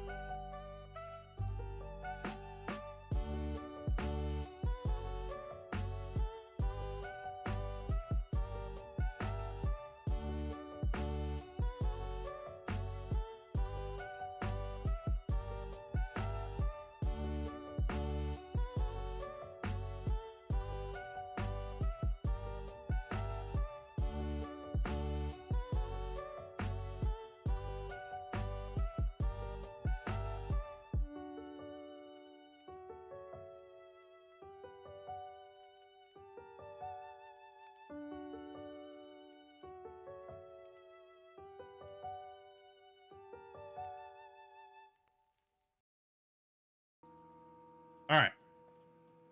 I'm alive. Mm-hmm. As we're making our way across the street, the plaza, I'm gonna mentally tell Kenji. Here's what I need from you, Kenji. Yeah, we're walking into a hornet's nest. It's okay, I got it covered. I need you to be in constant contact with Sparkling to actually look at and communicate about the White Claw, the Ivory Claw people, and find out if we can A, find the Temple of Tiamat here, if they know where it is, and B, if they know the location of Yotev's kids, and C, if they know the location of Eketh. So have him look into that, and then just keep your ears open, and we'll see how this plays out. So I will relay all of that in addition to possibly making the suggestion that while he's in their minds, if he is going to probe their minds, if he could force his way into a caveat that might make them end up killing themselves at just a random point in time.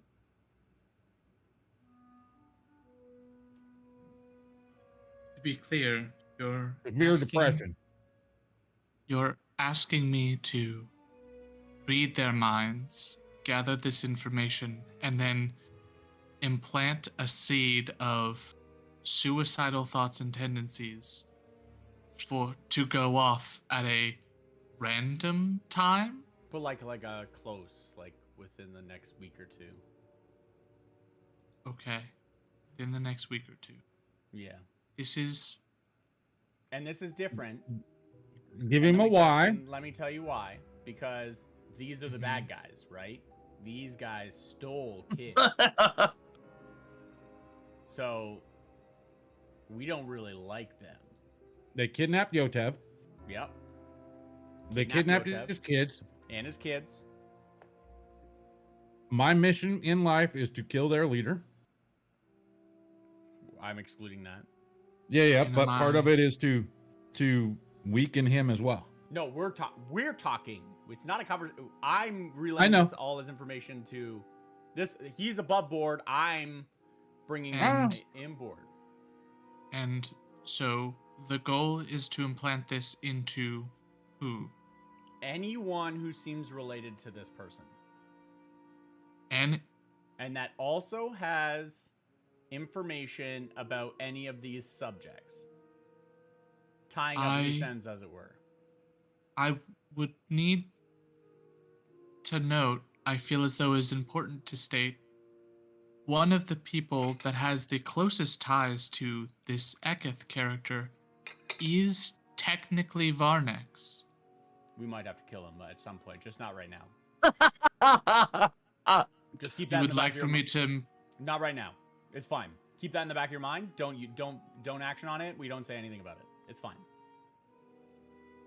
I'm growing concerned. It's just hard to find people to trust. Precise, trustable. You, trustable. Cassandra? Fuck no. Look at what she started. As I'll grip Precise slightly closer to my chest. And then hang limply to remain acting lifeless. The sparkling just goes quiet. With that, the three of you go into the Trent. 2.5 go into the Trent. As you enter in, it is a low-lit interior. Large bar in the back with a number of patrons sort of scattered around. The reason it's called the trench is there is a long sort of decline through the middle, and as you walk from the door towards the bar, there are booths that line inside all the way down. So as you walk from the door to the bar, that you are just passing by booth after booth after booth of people. There is a way around on the upper end so that your feet are basically in line with people's shoulders, where there are high top tables, and then it goes back up at the end to reach the bar. So it's sort of like this little dip in the middle where there are a bunch of booths. As you walk in, you have to walk past the two ivory claw folks on the outside, and they just sort of watch you walk up. They don't say anything. They don't stop you. You open the door, make your way inside. They just sort of watch you go. The door closes behind. You entered into the trench. There is like a thick haze to the air, as there's just a bunch of folks near the front door who are smoking tobacco. And as you make your way in, are you going to find a spot and let people approach you, or are you going to like look for people? What's How many intention? people are in there? How many About people 13. we got? How many? 13, Okay. not Got- including like staff. Okay. Patrons. 13 patrons. How long do we plan on being in here? A little bit. Like 10 minutes? Yeah, probably. We're gonna go to a high top table so we can see down into the trench. Okay. All right. Sit down. Wait staff. A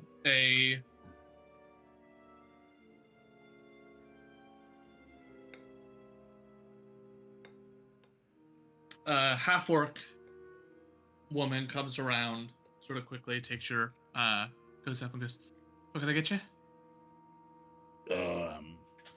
I'll look around. I'll have an ale. Ale? All right. Be right up. Now, does he goes look and- like he's part of the claw, or he's just a normal? No, she just looks like servers. Okay. Doesn't have anything that would indicate otherwise, at least. As you look around, actually, you only see one other person that seems to have that sort of look to them, and it's someone who is intentionally sitting like behind the bar on a stool out of the way, but next to a door that leads further back. So it just seems like one other person that sort of posted up on what would probably be like the office or something. The back room. Yeah. Yeah, the back rooms. Yeah. As you sit there, she comes back around and places the hits you, gives you your ale.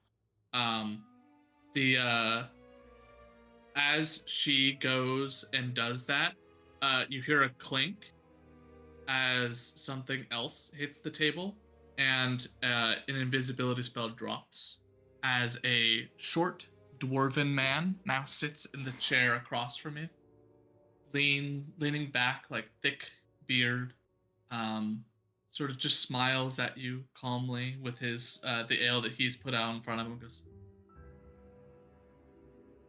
it's a nice selection you've made. Just ale. Care to tell me what you're doing in here? Why you're bothering my friends?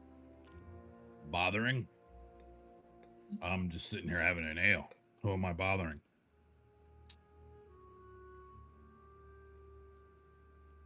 I would really rather not play the game that we're playing here. We all know that you and Yotev are not friends, the Ivory Claw. Curious as to why you walked in. It's at this point you hear like a chair get pulled out from behind you, and at the table behind, a large blue dragonborn, or not blue, silver dragonborn sits down next behind you, scoots up, just massive muscles, scars all over, leans forward, and just sort of has his own beer in front of him and isn't touching it, just staring at the back of your head. Well, You ask us here we be. Hmm. Now, Well, we asked for the boat. you also put a bunch of restraints on what we can and can't do. So, I'll just inform you. It would be better if you just hand over the kids, let Eketh and I do our thing, and stay the hell out of it. Unless you want to die along with a whole bunch of your other Claw members. Pardon, I apologize. I'm not Claw. Oh, then why are you stepping into my business then? Well, because I help to run this establishment. This Oh, is, well, one I'm that a paying customer. Yes, that's great. I do, however, know that you're not a paying customer that's friendly to our patrons, to our not patron, our fellow staff. There is a actually, what's your Kinji and Varnex? What are your passives? Passive. Perceptions. 23. 23. Hang on. It's no 38, I know. Well, he just wait. Well, he Mine's is... bad. Okay. Well, he's Mine's my passive. Well, it's I've got an 11. Okay. Plus 1, so Can I- 12. Can I ask the sparkling to start with this guy? As you go to ask the sparkling, you notice something above as something is scuttling on the ceiling, and you see sort of talons stuck into the wood. Oh shit, is that Alan? Their head turned all the way around, staring down at the top of Varnex's head. Just sort of looming above. I know this guy. We got some owling dude above us. The Just dwarf. clawing his fucking talons into the wood and just. You're just letting me know that mentally, right? Yeah, yeah, yeah. Kenji's still in there. All right. Yeah, I'm not moving. The dwarf Look, just friend. says, I'm not trying to be rude. Seriously. One, I'm here for information. Honestly.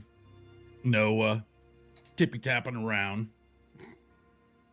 But you can have all of these little things. I'll look up at the Owlin.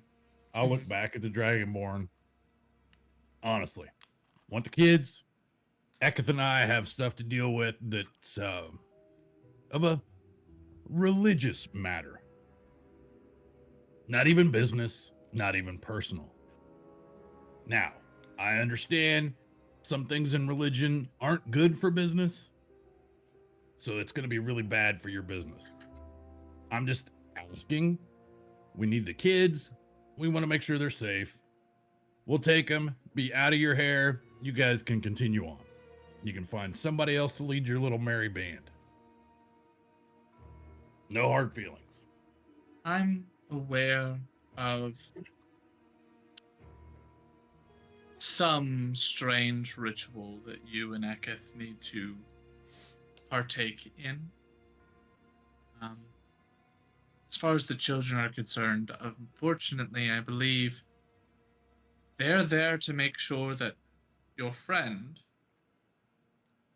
walks in, surrenders his belongings, and stays with them. Believe the children after that will be free to go. Is that something that you're agreeing to on behalf of your friend? Let me get it straight. What is it you want from Yotev? They want his belongings and for him to surrender. It's a simple trade, right? He gives up his life for 2 of his children. It's a pretty fair deal. All right. Varnex, it is a pretty fair deal. If you think about it. Yeah. Hang on. What? Okay. So let me ask you this. That's what he sounds like when he's in the bar answering me. And no, I'm not agreeing to that. I will pass it along. However, I just need to give me some background. I don't know Yotev that well. We've only just met and traveled together. I know that you guys have kidnapped him once. Okay, I'm sorry. You said you weren't Claw. I didn't mean to infer that. These guys, and I'll put my thumb towards the Dragonborn behind me, already kidnapped him once. He's gotten away. We've had little scuffles. But what did he actually do? What do they want from him and why? Can you give me that information? Of course, yeah. The as far as I've been told, the man started a business. It didn't go so well. Took out some loans here and there, and as the business went under, the loan payments started to fall behind. He owes now upwards of sort of takes a moment to check actually, I'm sorry. I'll have my bookie come and do that.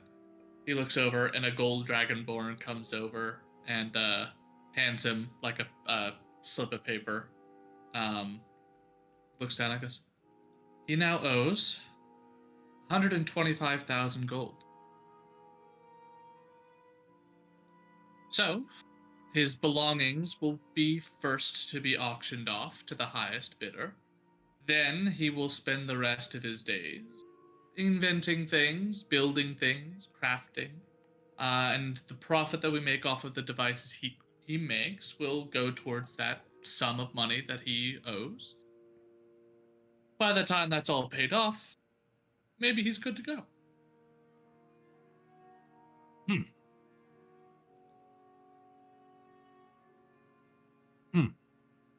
125,000 gold. That's an awful lot of coin for a little goblin. That it is. Interest is a bitch. I assumed it was. God bless capitalism. Can I? God bless capitalism indeed. Huh? Can I cast detect thoughts? I think because I have Sure. telepathic. Use sparkling. You don't even need to cast. Don't waste a spell. We're gonna start tagging people, dude. It's gonna be like the fucking the Marvel movie. It's not Black Widow. It's the whatever they bring the ships online. Daddy Kenji's gonna just start tagging people, and then Sparkling is just gonna like hone in with the missiles, like those potential people to do crime. That's what we're doing here. I'd like to reach out to the barkeep first and see what his surface thoughts are, and then move in order that you introduce people. So it was him, the Dragonborn, the owl and above, and then the gold bookkeeper person. Just surface thoughts. So you're not talking about the barkeep. You're talking about the dwarf. Oh yeah, sorry, the dwarf that came up that was invisible first to start with. Yeah.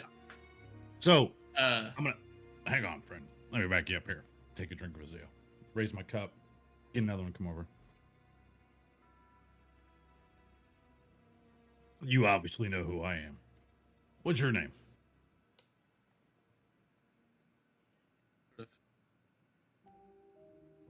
Actually, only aware of generally who you are. I'm not sure of your name. Oh, If you don't mind.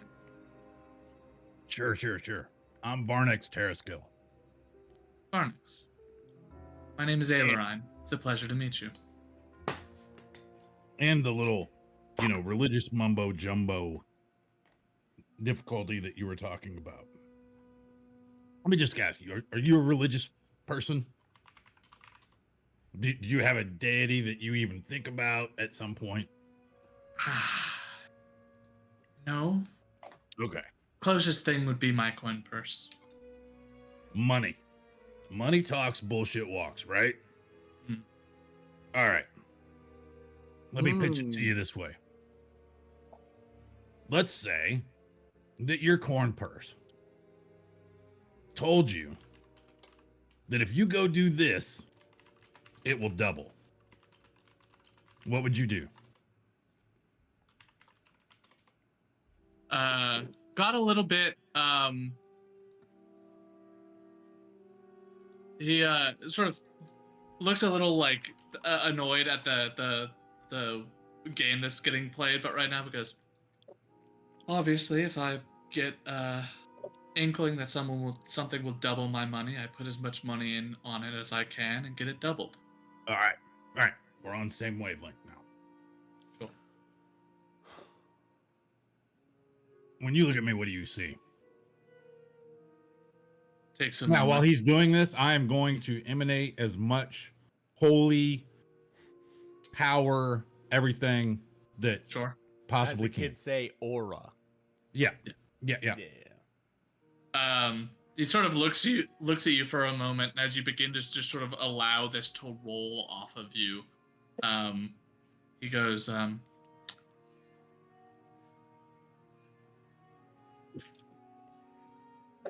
well trained. Your belongings are maintained well, in order, clean. Something has instilled a lot of discipline in you, but by the nature of it, I would imagine some sort of structure, guard or military or sailor, perhaps. After sort of that sort of aura begins to really start to roll off as it slowly builds and crescendos. He goes, "You clearly have a strong connection to this deity of yours, and considering the nature of you and Eketh, I can only imagine it's the same one. Or maybe rivals. Not sure." And there you see it. Here's the crux of the problem. While you're tied to your purse, I'm tied to this. And it is the same deity. We have the exact same orders. And that's to kill each other. In no uncertain terms. See the quandary that I'm in. Mm-hmm. One, traveling companion. I could be totally evil and be the dick that I normally am and say, fuck it, have Yotev. Keep us kids. I don't give a fuck. It's my mission. But even as evil and sadistic as I am, I still have honor. Aw. And I promised him that I'd help him get his kids first. So, that puts us in a bind, doesn't it? I don't know that it does. It seems to me that there are two very different situations going on, and I don't see why both can't be resolved. Yotev can surrender himself, free both of his children in one fell swoop, and then you and Akith can go and kill each other to your heart's content. He Barnett? sort of leans. I'm just gonna put this out there. The dwarf, we don't need to worry about. Completely harmless. The other two, fucking terrifying, and we need to not fuck this up. Other two? Who are you leaving out? What? Other two? Who are you leaving out? He's a fucking bookkeeper, dude, okay? I don't know what happened in his life to figure that out, but here we are. Okay, fine. Also the gold dragon. He There's might more than or that. may not have a gimped Genji. up arm.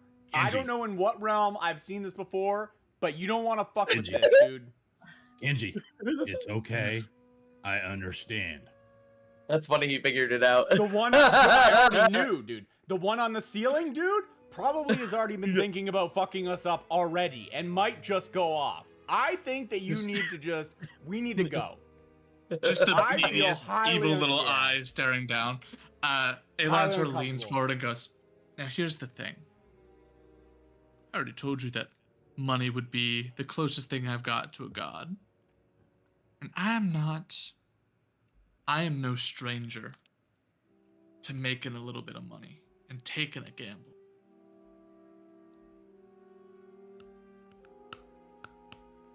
How would you like to make me a very rich man?" And how would I do that?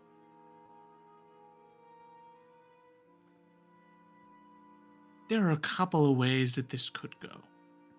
You could go in and try to go guns blazing, but then your friends, kids who you honor bound had promised to try to save, would get hurt. Not very wise. Or Eketh could be drawn out, separate. And so long as things end up correctly, the Ivory Claw can become a subsidiary of me and my friends. And he sort of gestures to the Silver Dragonborn, the Gold Dragonborn, and the Owlin. I wouldn't mind if the Mysticani grew a little bit by taking on this Ivory Claw as a right claw. Okay. I see where you're going. I'm not opposed to that. So basically, the deal is I kill Eketh, you get the claw, we get the kids. It's a win-win. Pretty much. I will say there's one tiny piece of this that's missing. If Yotev turns himself over to the Ivory Claw and Eketh manages to kill you, then all that money goes to the Ivory Claw, not to me. If Eketh kills me, we're pretty well fucked anyway. But that's not going to happen. So I'll give a little background of who I actually am. Mm-hmm. I know he's big, scary. He's got a bad eye. But trust me. Me and my katana will behead him. Versus him and his. And listen, all I'll His isn't say as good. all I'll say is that when it comes down to it, this friend of yours, if you do kill Eketh, which I'm hoping that you do, because I would love to make a little money off this exchange, Yotev still goes to the Ivory Claw. It's 125,000 gold I'm eager to cash in on.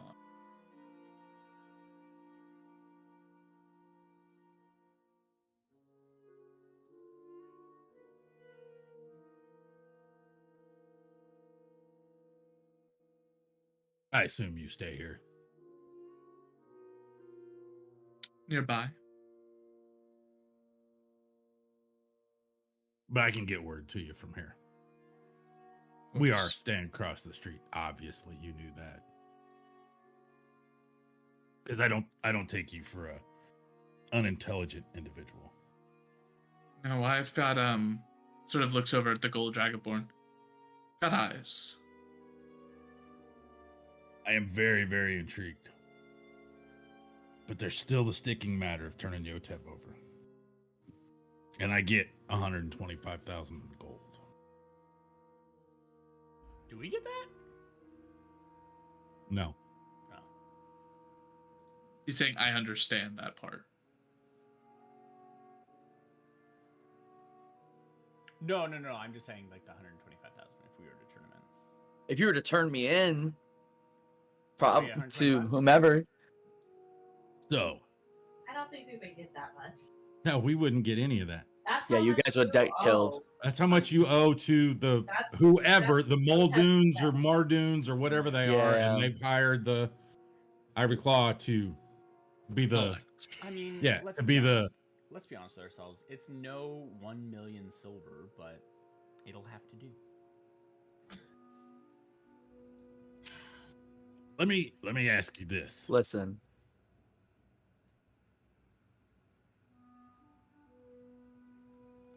What if, aside from your pouch,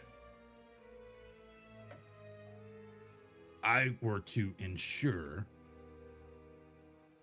that you would have a steady stream of gold coming into your pocket? And all it would require would be a little switch of devotion.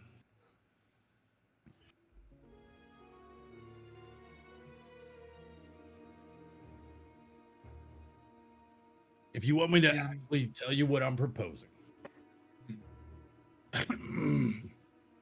This little religious matter that I was talking about. I have already taken over 2 different temples that are now mine. The one that is here, that is Eketh, when he is dead, will be mine. I could place you in charge of that. I would let you skim the profits off the top and grow the religion here. You just hey Varnex. Hang on, Kenji. Because my goddess is all about greed as well, too, sometimes. I didn't realize your goddess was about taking from her. I'm sure that's going to go over well. No, it's fine. Die. Yeah, I'm still stuck on the fact that in this situation, unless you can guarantee that this profit flow will eventually get me 125,000 gold pieces, I'm losing money in this. That's money left on the table. Listen, I get it. You've probably traveled with him for a while, at least since Hupperduke. Talked with him. I heard from one of my little friends that his wife is with him too. So you met both of them. As far as him and the missus go, I'm sure that they're both dreadfully concerned about both. I'm offering, just to be clear on what's happening, I'm offering 3 lives on a silver platter. Both kids, and Eketh for you to do with you what you please. But all I need in return, 1 little goblin. But here's the thing. You would get the Ivory Claw. That's already revenue income, and you already know what the numbers are on that. Plus this other source.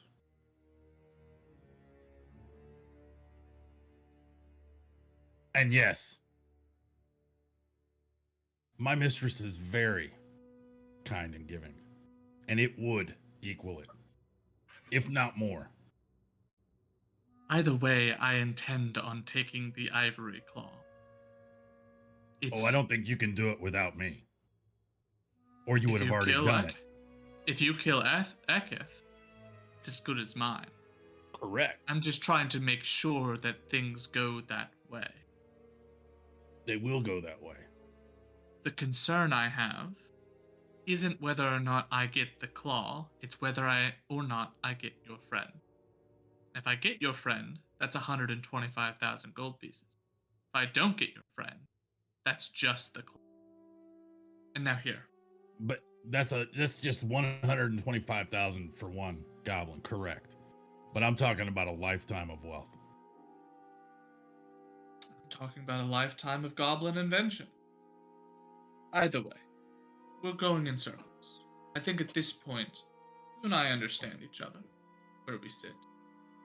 We'll have Vilris write up a contract. And, whenever you've slept on it, thought on it, come back, read it over. We can make amendments if you have any, and you can see what kind of a deal we can strike. I don't need an answer now, but I'm pretty set in my terms.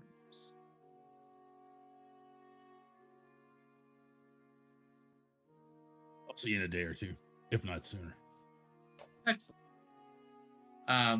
We'll leave. Yeah. So, I need to know if Sparkling found out where the temple is. So that will, Fragan, you started with your good friend Ailerine. Surface thoughts the entire time are that he basically the entire time he's thinking about this deal. Every instance that Varnex is pitching to him, he's running numbers in his head on likelihoods and chances of, like, he's very much crunching numbers, trying to see how much profit can I rake out of this. there have been a couple of times during the conversation where he feels like maybe I just let the goblin go, but there's this part of him that's like, no, 125 is too much, and he snaps back on that. What else? So that's all surface. Are you digging in at all?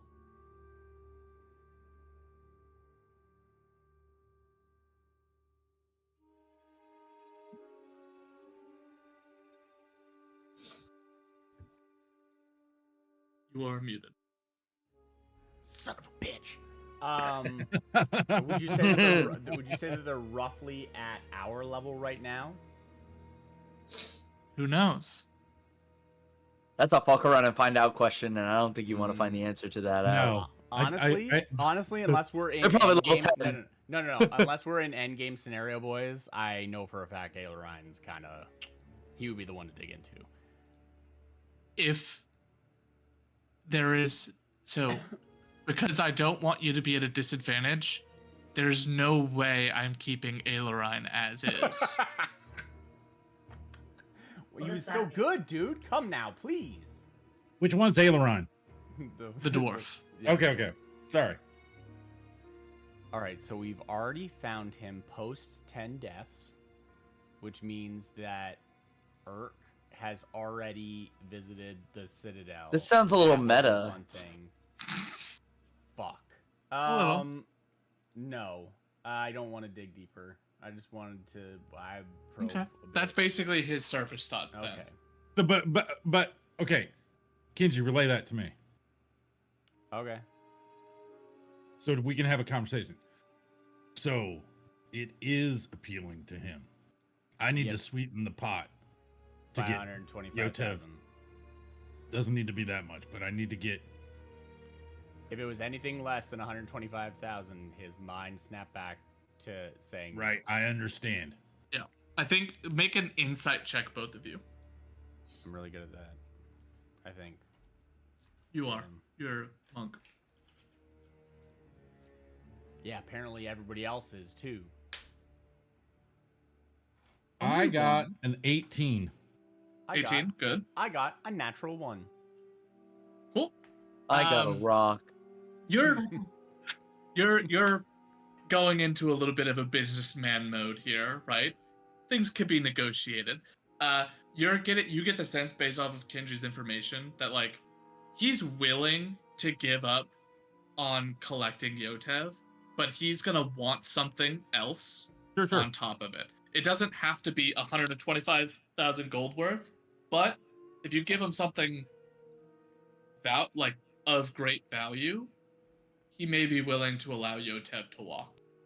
Sure. For Because example, it's not just the 125. It's what you already said. It's the lifetime of enslavement of his. it is effectively he gets all of Yotev's current inventions to go sell at an auction, and then Yotev, whatever's left over, Yotev gets to sit in a forge, building new tools, building new objects for him to sell. And that's just profits on profits from what he sees. So if there's and something never else let you him can go. offer- We are basically. He's got 29 years Like- with a goblin, or 20 years with a goblin if he's lucky. Yeah. But okay, I'm just saying, I've got to find something, or we Mhm.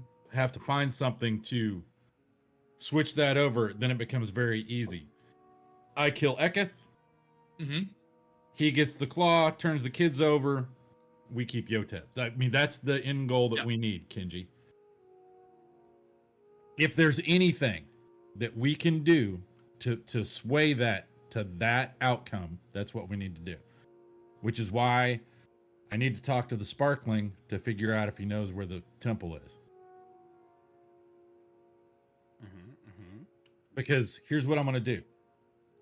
Okay. I'm going to try to convert him to run my church here.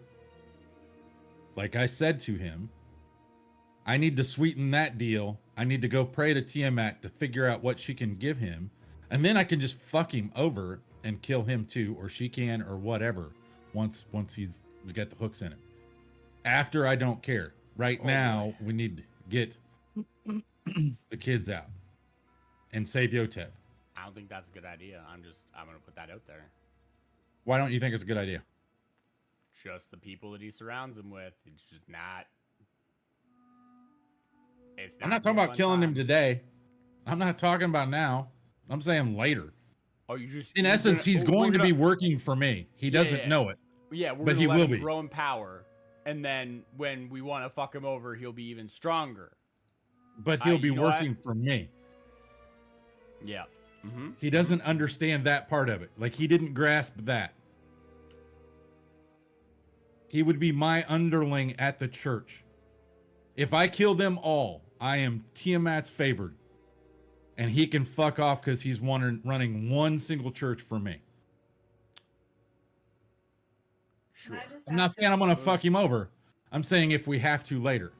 I've got to get the deal sweet enough to where he'll let Yotef go. Sure. What do Moving you on think to it the will alley. take? Aside from, I don't care about them. I They're care about them. irrelevant. That's what I detected thoughts on. I know, but they're irrelevant. Eketh, kids, Claw. Claw goes to him. My church goes to him. I mean, I'll tell you this now. Both of you know of a couple of things that would probably be more than enough, right?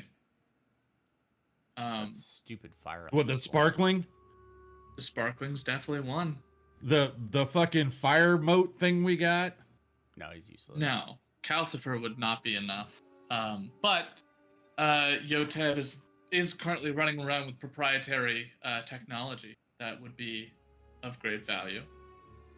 He's not gonna give it up though, unless we ask him. We talk to him about it. I mean, I kind of want to go. I it's kind of want to go the church route because then I've got him and the Claw. See, I'm thinking long Oh. game here. See, no, I understand, and I think it's very likely that if you give the extra bit of like, hey, skim off the top, but like run this for me, that can happen, and that can still be for sure sweetening it a little bit. But there needs to be like a I know.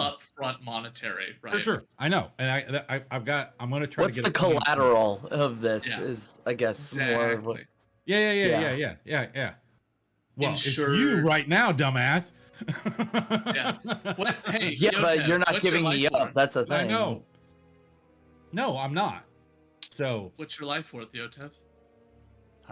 Clearly 125,000 gold. Seemed pretty clear. okay. It's Your- pretty cut and dry. Hey, your wife is pretty good at tinkering. So we Oh, I'm sorry. I need to know. I need to Thank know.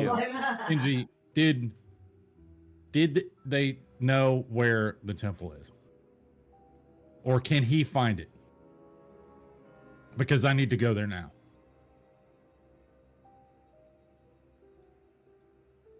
Is he frozen? Shinji? No. What's your next thing? Sparkling. My what? You've read on Aileron. What's the next call? I'm gonna go through the other ones because it was while he was doing his fucking thing. Okay. Alright, so Erastus next. Yeah. Erastus's surface thoughts Which one's are he? simply he's the silver dragonborn. Okay. Yeah. His entire job in this is to watch Varnex's back, make sure there's nothing funny going on. So he's watching the weapon, he's watching like his stuff, he's basically making sure that Varnex can't like slip a hand behind his back to grab at something or anything like that, or do anything subtle.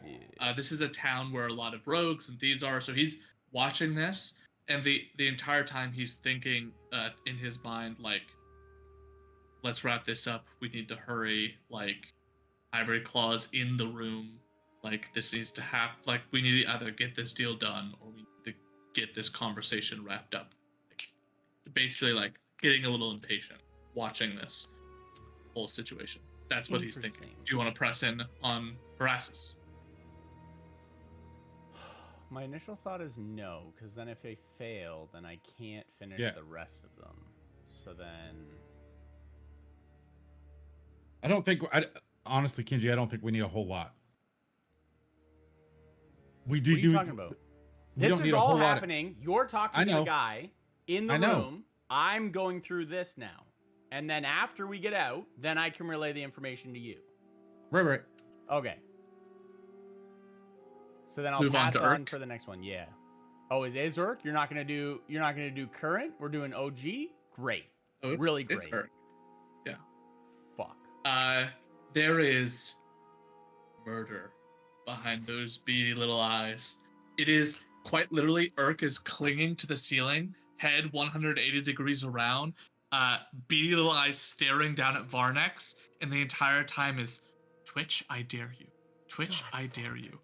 I will snap your neck. Twitch, I fucking dare you. I don't recognize that. Mhm. I don't recognize that voice. I'm gonna need you to try better. No. No? All right. No. Wait, try dare you. No, that wasn't Urk. That's Urk pretty was good. Urk was a 3-year-old dude. Yeah. He had a really He's- high he's- pitched voice like this. Be like, Twitch, I dare you. I fucking dare you. Move. Quite literally, half of the time, all you hear is, I will make you ascend, motherfucker. I will do it. Just give me a reason. Damn it. It's actually really scary. No, we're not pressing further on that. Move on. It's fine. Move Sure. on. He's only got the best wisdom in the party. It's fine. Yes, dude. I fucking made him. Obviously, he does. So you move on to Vilrus. Yes. Vilrus, the entire time, as you click onto him, I need you to make a wisdom saving throw. Fuck. Much better. Wisdom. Perfect. 17 plus 5 for 22. 22. Okay.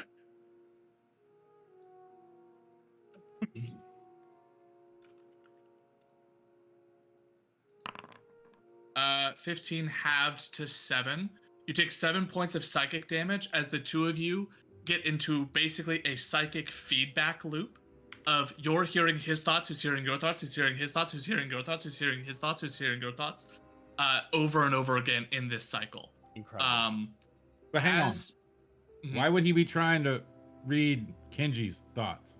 He's Is he reading trying to read anyone, mine? he's reading anyone's thoughts that he can detect. Okay. So he probably already detect hit So you. she built Thoughts? another Kenji. Detect thought. Rude.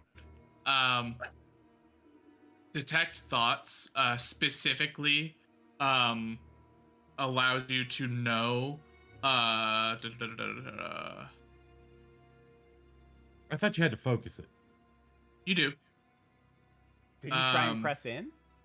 But You he can also would- use this spell. You can also use this spell to detect the presence of thinking creatures you can't see. Yeah. Okay. So he didn't know Kenji was sentient until he used detect thoughts, and when he did, he found out that this is also a thinking creature, and moved it there to see what Kenji was. Can he tell where? I got you. he I can't was tell was the- just trying to figure out, right? Mhm. You know, because if Yeah. somebody's invisible, if somebody invisible came in with me, he would be Right. able to know. Yeah, I got you. Okay. Same thing there. So that caused basically a psychic feedback loop that hurt both of you. So you literally watch in this time that Vilrus like winces with his brain getting hurt too. Question. He Yeah. can't tell that I'm sentient. He just knows because it says the what is it? The bottom paragraph of it is you can read its thoughts for the rest of the duration as described above, even if you can't see it. So it's not like he would be told that it was me, but he knows that there is another sentient creature close by. So I don't. You can believe that use he would this be able spell to detect the presence of thinking creatures you can't see. When Yeah. you cast this spell or as an action during the duration, you can search the 4 thoughts within 30 feet of you. Right. The spell can penetrate barriers, blah blah blah blah blah. Right. You can't detect a creature of an intelligence 3 or lower, or that doesn't speak any language. So Right. effectively, 30 feet around, Right. heard that there's more than one thought process. He may not know that it's you, but he For sure. knows that there is another entity in the vicinity that is thinking, and got that feedback loop too. That's not what I'm questioning. So I don't. So Sure. if he doesn't know it's me yet, did he penetrate my thoughts? Because if he only gets what my surface thoughts would be, would he be able to tell that it's me? Did you roll a wisdom saving throw? No. So it's only surface. There's your answer. Right. Also, So- roll a con save. A con save? Oh shit. This motherfucker, dude. 20. Dirty 20. Okay. What did I feel, dude? What are you trying to do to me? You feel that the damage you took didn't make you lose concentration on the spell. Well, thank God. I'd like to press deeper. On him? On him. Okay. If you're gonna keep this loop Yeah. is gonna keep hurting you. This isn't like something that stopped.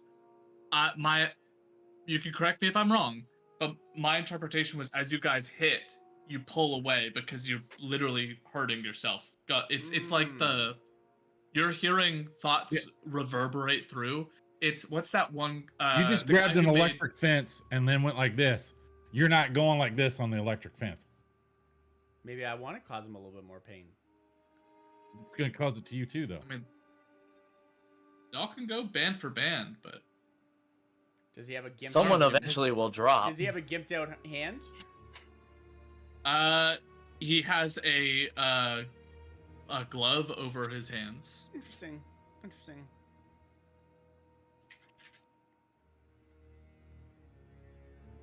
I'll let him be for now. Okay. And then after we get out, because I think that was the last one. Yeah. We're missing somebody. No. No? No. Damn, Ritters didn't even make the cut. He might not just might not be here. Oh god. I just did it for Snooky's facial expression. After that, I will be talking to Varnex, relay the information, Okay.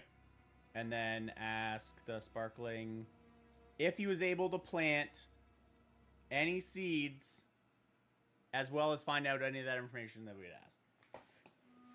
Sparkling does not respond. Oh fuck. He's not responding to us. You can try Varnex if you want. Are we outside? Nope, you're still inside at the table. Oh boy. Then we'll walk out. We lost the Sparkling guys. Rip. No, we didn't. No, You'll leave no, the we- establishment. As I don't you know what Trying to get up, talk to the Sparkling. as you get up to go, the half-orc waitress comes by to try to catch you for the tip, or for the not for the tip, but for the The one money. bill. Yeah. Aileron holds his hand out to stop her and hands her money from his own wallet. I'll to just pay nod for my your head. drink. Go. Actually, no. As I see him do that, Mm-hmm. I'll just flip a gold coin over to him. As it sort of lands on the table, he looks up at you. It's a little like curiously at you, but slides the coin off and puts it back to replace the like 2 silver Copper. he paid for your 2 drinks. Yeah. Well, if 6 Well, copper it wouldn't for be 2 6 silver, drink- yeah. It'd it be, was 6 copper it'd for, it's yeah. like copper or whatever. Anyway, be less. we walk out. Can I reach the Sparkling when we walk outside? You can reach out to him. What do you say?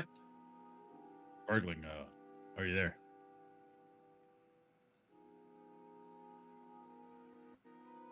Okay. Does Kenji have the Sparkling? Yes. Have you? Sparkling's dead. No. Kenji's pissed him off on what he asked him to do, where he's still trying to do it and can't respond to us. We're still trying to do it. Jesus. Kenji, what did you do? I asked him to do what you said. What else? That's it. You didn't ask it to do anything other than to see if it could find the temple or where Eketh was. Yeah. I asked him to do Okay. those things. Can I roll a perception check to see if he's lying? Insight. Insight, yeah. Whatever. Insight, that's gonna be Yep. awful. That's I- awful. I just wanted to clarify it's not perception. It's insight. Yeah. Sorry. Well, I got a 12. I had a 17 minus 2 for 15. -2 is wild. I don't know what you want from me, dude. As you make your way back, we will cut over to the last group. Cassandra. Us? Yes, Cassandra and Aiden. You Okay. both go over to the fence. Sitting in a back booth, there is a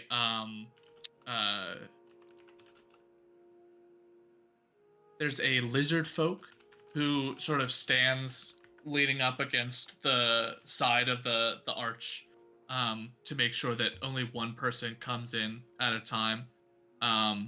Sort of looking out, notices you guys coming up and just sort of nods, and getting your intention, sort of like nods for you to go inside.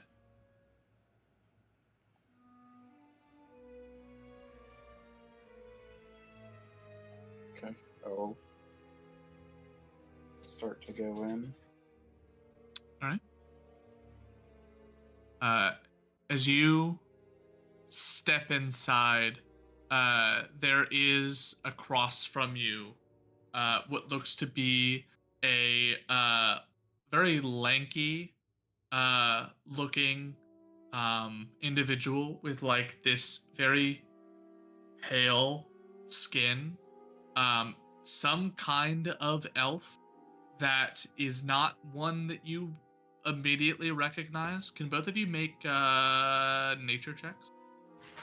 Nature.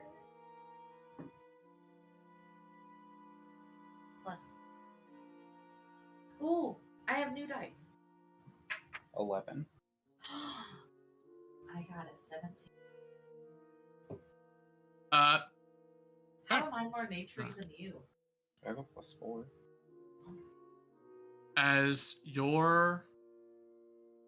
as you sit down, the thing that hits you is that this is actually kind of fitting. There's elves aligned to the ocean, elves aligned to the woods, elves aligned to a lot of places. There are also elves aligned to the Fae, which you would know quite well. But for everything aligned to the Fae, there's something aligned to the Shadowfell as well. There's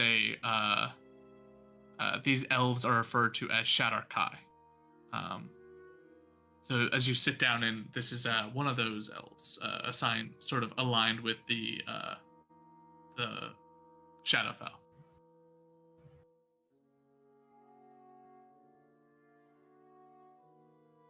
Sort of nods at you. Good. Welcome. How can I be of assistance?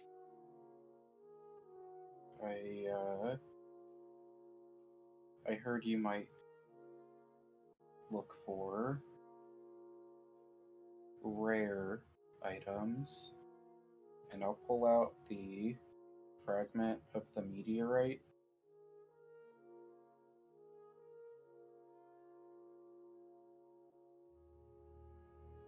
Leans forward and looks at it. Interesting. Where did we find this?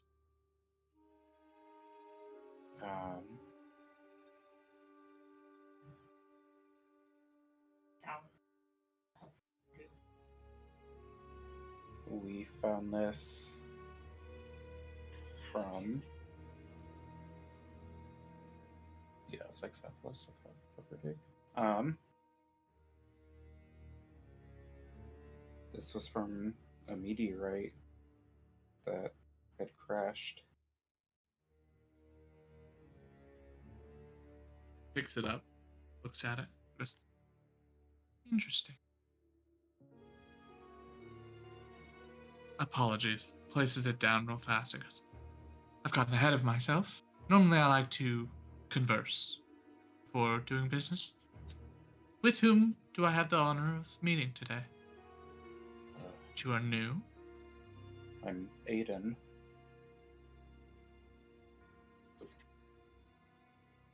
Looks towards you.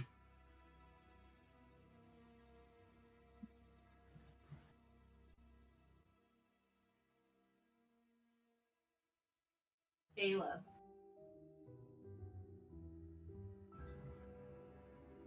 Nod slowly. Nalvana, it's a pleasure. So, meteorite. It's interesting and quite rare as far as I'm aware. Passes her hand over it and her eyes sort of blacken really quickly. Interesting. Trace bits of arcana. It itself is not magic, but things are tied to it. Strange. Sort of almost like a lodestone. Looks up. You just found it randomly?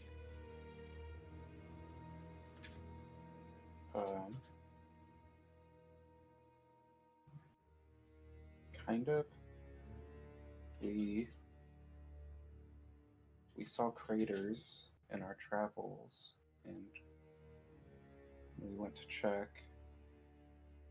We found this, but what makes it more special is that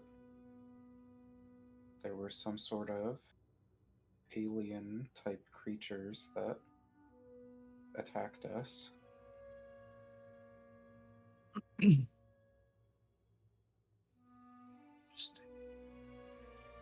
Roll a persuasion check. I'm not good at that.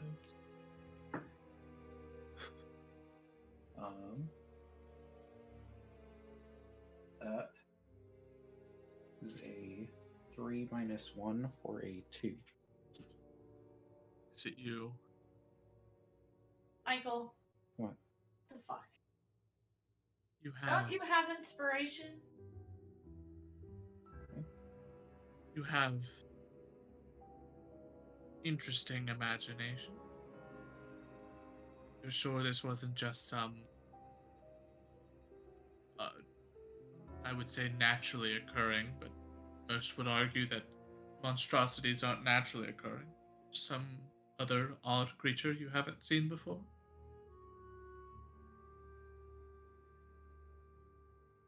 No, I'm sorry, you're right. Aliens, for sure. For sure, alien.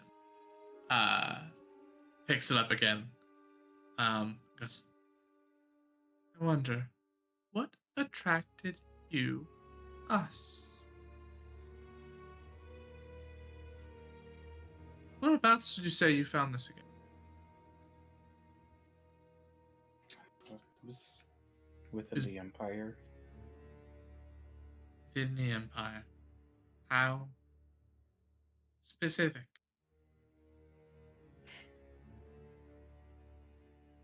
I'd be interested in this. How much were you looking for?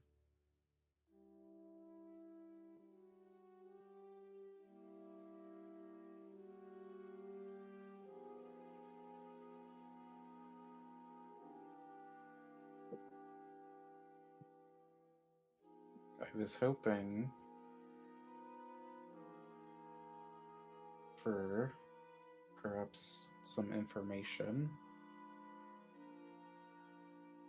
Now. I'm not a. I guess I do deal in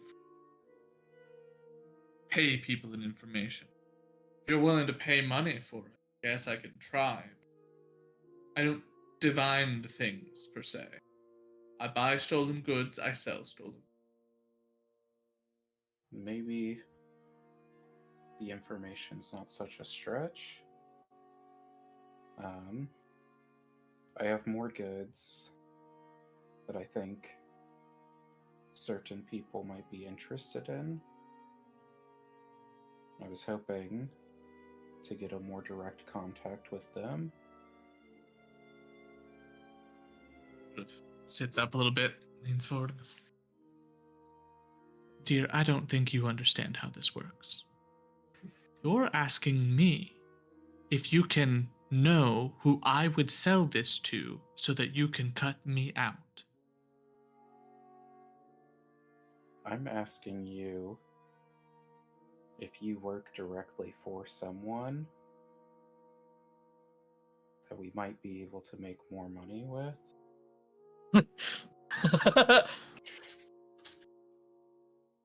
That's too good. Let me rephrase it with the same way. Maybe you'll Aiden. Are take you- it slightly differently. Are you asking to see my manager? In so many words. His name is Kareem. I'm looking to make contact,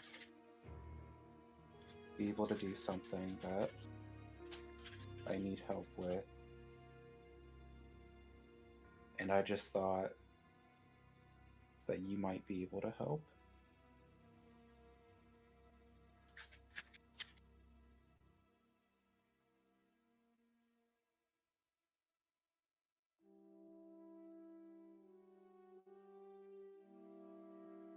I suppose I'm confused as to what it is that I love you. is different between what you said and what I said.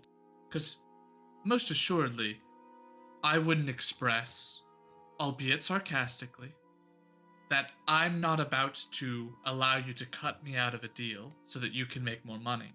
Just for you to say that actually what you were asking is to cut me out of a deal so you can make more money.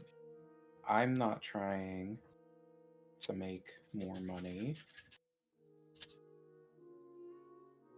I'm looking for a way to get in contact with someone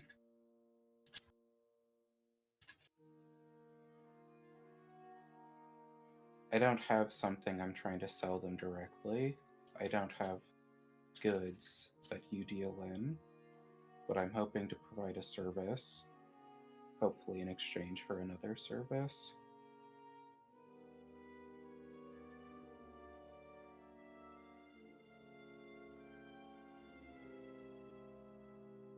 I'm afraid that the vagueness of this and the dodging of details to keep things all secretive and hush hush may be causing more confusion than it. So, if you'd like to come out and say what it is you're looking for, specifically, what service you want, then maybe I can make a call. Otherwise, we can dance around these. Oh, I can do a favor for you, for a favor for me, all that we want, and it's not gonna go anywhere. See what I'm saying? Of course. I've heard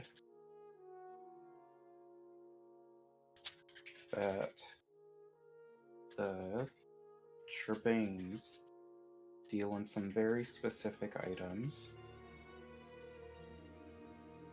and that they might be able to help me with the situation I have if I were to help them obtain said items. And I've heard Zorka specifically is rather fair to deal with.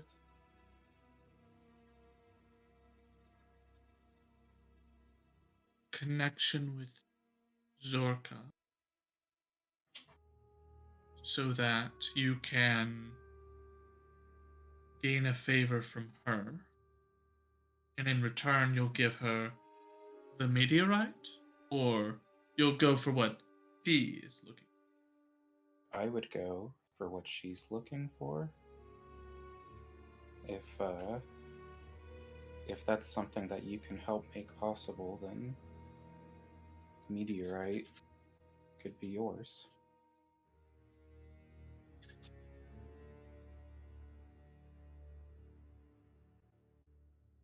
Not the sort of negotiation I am used to. Suppose a call could be arranged. It's difficult to get a hold of her.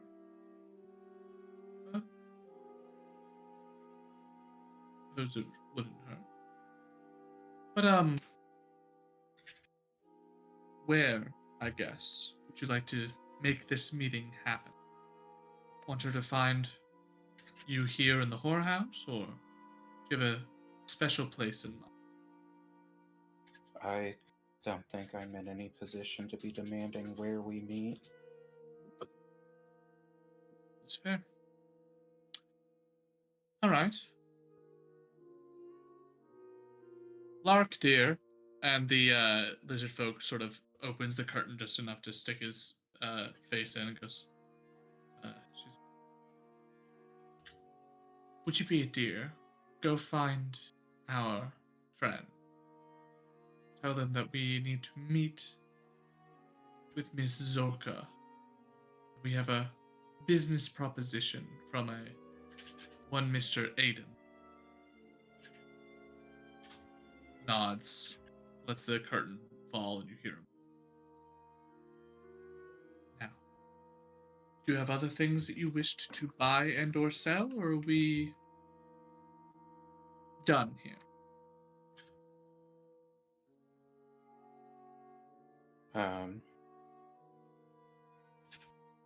That was all that I had. Do you want to be nosy about what he's got to sell? For here. Little snoopity snoop. I don't know. It's kind of weird to like ask very broadly what they have, because they probably have a lot. What about you, dear? No. What about you, dear? Do you have anything burning a hole in your pocket that you wish to pawn off?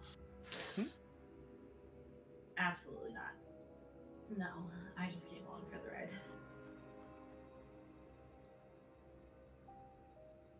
I'll just put this out there. It would not be out of the realm of possibility based on the questions that you asked to talk to his manager, and if you could cut him out, to ask him everything he would have for sale. Her. That would be it would be kind of funny. I don't think I'm looking for anything at all in general, magic-wise, as a whole. I don't know. I mean, I have a list of stuff, but it's like long-term stuff that I know is not going to be a thing I'm handed right now. Before Aiden left, I would have asked him if he could see if wherever he was going would have a soul. A soul? Yeah. I'm not gonna try to buy a soul. Damn. What's hold on, wait, I have a list. I'll just go down my list. Does this person have no. I can't. A cauldron of plenty. I don't think you can afford a cauldron. I'm going to cut this off immediately. This person, she specializes in poisons, blades, and illegal substances. Does she Do you have wanna- a blood well vial? No. Dang. Is that not Would you considered like- a poison? No. Okay. If you would like a poisoner's kit, thieves' tools, forger's equipment, anything on those sorts, she can get that for you. If you'd like assassin's blood, truth serum, drow poison, malice. Is true serum like real true serum? Like for sure? I don't know what. A true creature serum subjected to is. this poison must succeed a constitution saving throw or become poisoned for 1 hour. Poisoned creature cannot knowingly speak a lie as if under the effect of a zone of truth spell. Oh, hey! I used Zone of Truth a lot with my other character. That makes I sense. gave you this with the other group. Yeah. I recall. I'm with it. Listen, I'm tired. No, I don't want anything. I just came here to be with Aiden. Can you ask if they have Tasha's bubbling cauldron? That wasn't on my list. I had a cauldron of plenty, Damn. and Tasha's way down here. Maybe they're hiding. What about a Vorpal Ford? Do they have a Vorpal Ford? I mean, now that we're Do they asking, have a Snicker snack? What about a deck of many things? They got any pocket bacon? Yeah. Do they have a deck of many things? I think that we are done here. Thank you so much for your time. If you have any other desire to purchase or sell, please do find me. Will you just be finding us? when the Yep. time is. We'll be able to find you. Okay. He's kind of sneaky. Either myself or Lark will make themselves known. Can Aiden and I go find a magic shop now? Is there one in Hubbard? Not Shady Creek. Yeah, y'all saw one when you first walked into the square. That's what I would like to go there. Okay. The Plaza Emporium. Sweet. What cool stuff do they have for me, Caleb? Moment. You can just To pull up my list. I was gonna say you can just post a list and we can look at it later. I'm not too stressed about it. I'll post the list later. The rest of you collect yourself, having met up a inn with Zorka in one place, an inn with Zorka another place, and a interesting deal put on the table in the third. As all of you meet back up here in the landlocked lady, you find yourself back into the booth, having successfully had a quick diversion from one another. Who'd like to begin by recounting what you've collected? We need a more private area. Kenji. Like, we need to go upstairs into our room. Or the tent. We need to do something. Like, really I'm not quick. gonna lie to you, man. I don't think it's gonna fit all of us. That's a queen waiting to happen, dude. That's too many people. We gotta bring the tent up somewhere. What? An emergency. We need privacy now. Oh, okay. I'd like to do a perception check of the area to see if anyone from our conversation has been following us. Roll a perception check. I'll give him advantage on that. All right, roll with advantage. Oh, fuck yeah. Dirty 20. Alright.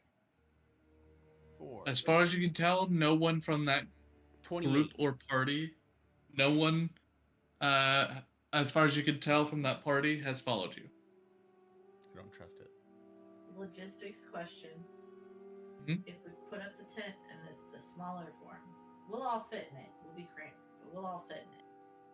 Are We you can go asking after or the telling stable. us? I don't care. We need emergency session right now. Okay, but my question is will a small tent fit in one of the small tent? But the six of us could stand inside the tent.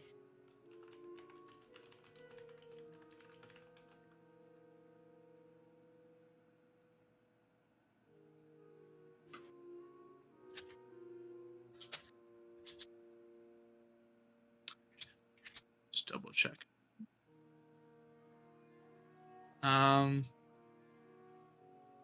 Yeah, I mean the small one takes up a 5x5 cube, so Right. you'd be able to put it up in the Like in one of in our the rooms, room. right? It's a 30x30 foot space inside, so you could all basically find like a because it's full of pillows and like stuff to sit down on, so you could all find a pillow and pop a squat.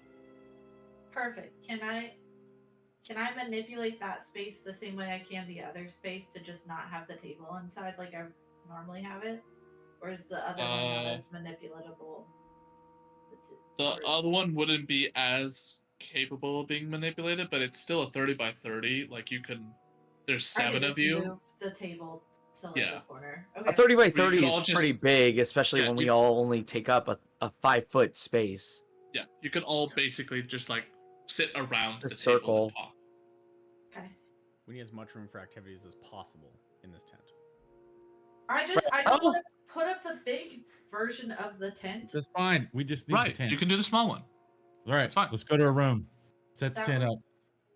I just wanted to make sure. Can we like All right. barricade the door? We shouldn't need to. I'd rather be safe than sorry. Okay, whatever. All right, we're in the tent. Alright. Kenji, get sparkling out. I will turn the backpack. I'll actually just turn around because then it has the eye holes, where it should be glowing. I'm gonna pull the sparkling out. Is it glowing? Is there any color to it? Is there anything happening with it? There is zero coloration. What happened?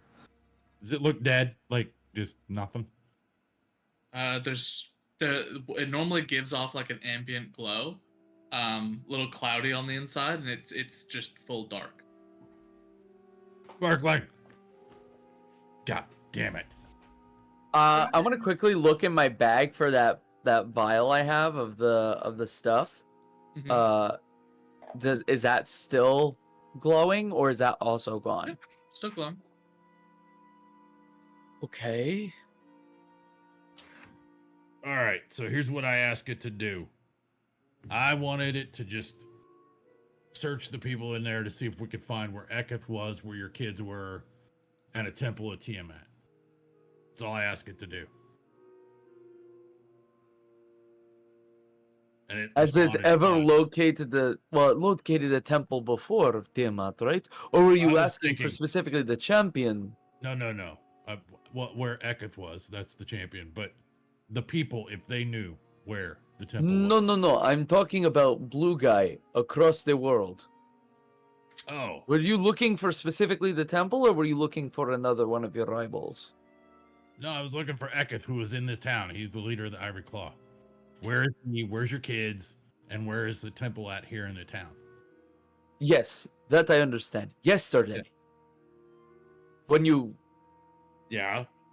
was that specifically asking to look for a temple, or was that specifically looking for one of your rivals? Neither. one of He the found, rivals. the Sparkling found it of their own Yeah, accord. Of their own will. Okay. Yeah. Yeah. Okay. That's all I ask it to do. Do you think in searching for the temple that something might have I don't happened? know. I don't know. Okay. I relayed that through Kenji. It's a new day, correct? But no, it was noon. We haven't even had a long rest yet. But Yotev, Yes. I have good news and I got bad news. Okay. What do you want first?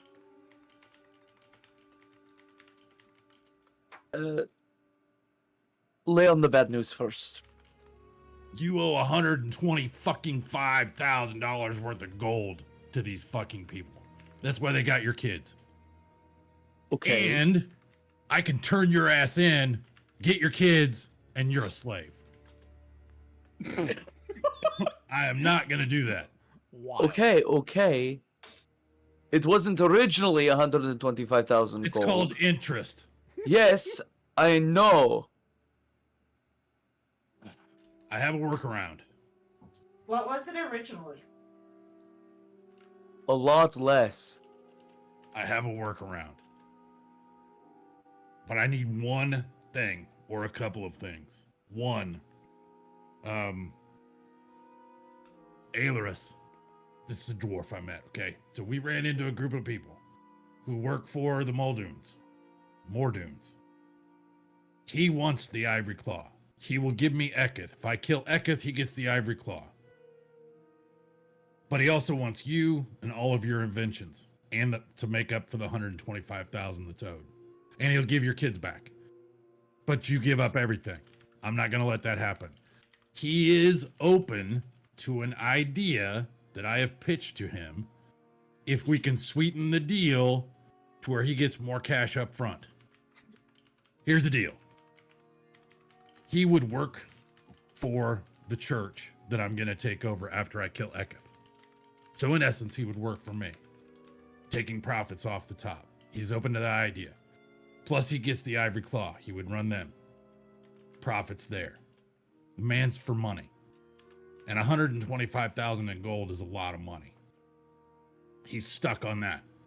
If I can get something or someone, my deity, to sweeten the deal for him, you get to walk away scot-free with your kids. He gets the claw. I get a new person to run my church here. And Eketh is dead. Win, win, win, win. Okay. I just need to find that other thing to sweeten the pot. 125,000 gold is a lot to compete against.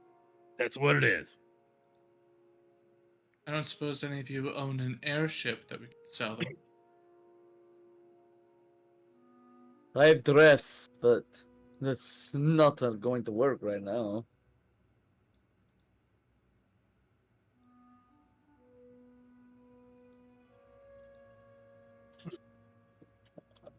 So then, what's the was that the good news on top of that? Yes, sorry. I went in. I got a little upset about the 125,000. Understandable. Yeah, when you said that, there's like a long staring off into the distance look that comes over Lisbeth. I'm just like, fuck. we made good progress last night. Today, you really fucking Crumbles. Oh, and even the worst news, something's wrong with fucking Sparkling. That is the most, probably some of the more catastrophic news, but not, you know. I'm Okay. sorry, the sparkling is more catastrophic than your kids might die? No, that's not what I'm saying. More in comparison to like the $125,000, because he said the bad news was that I owe 125,000 gold, not that the sparkling was dead. And he said that he has a way of saving. There's a way of the good news was exchanging things. Anyway. Also, that duel would be one-on-one. Aileron's the dwarf, would be able to get him out to where it's one-on-one. All I gotta do is kill him.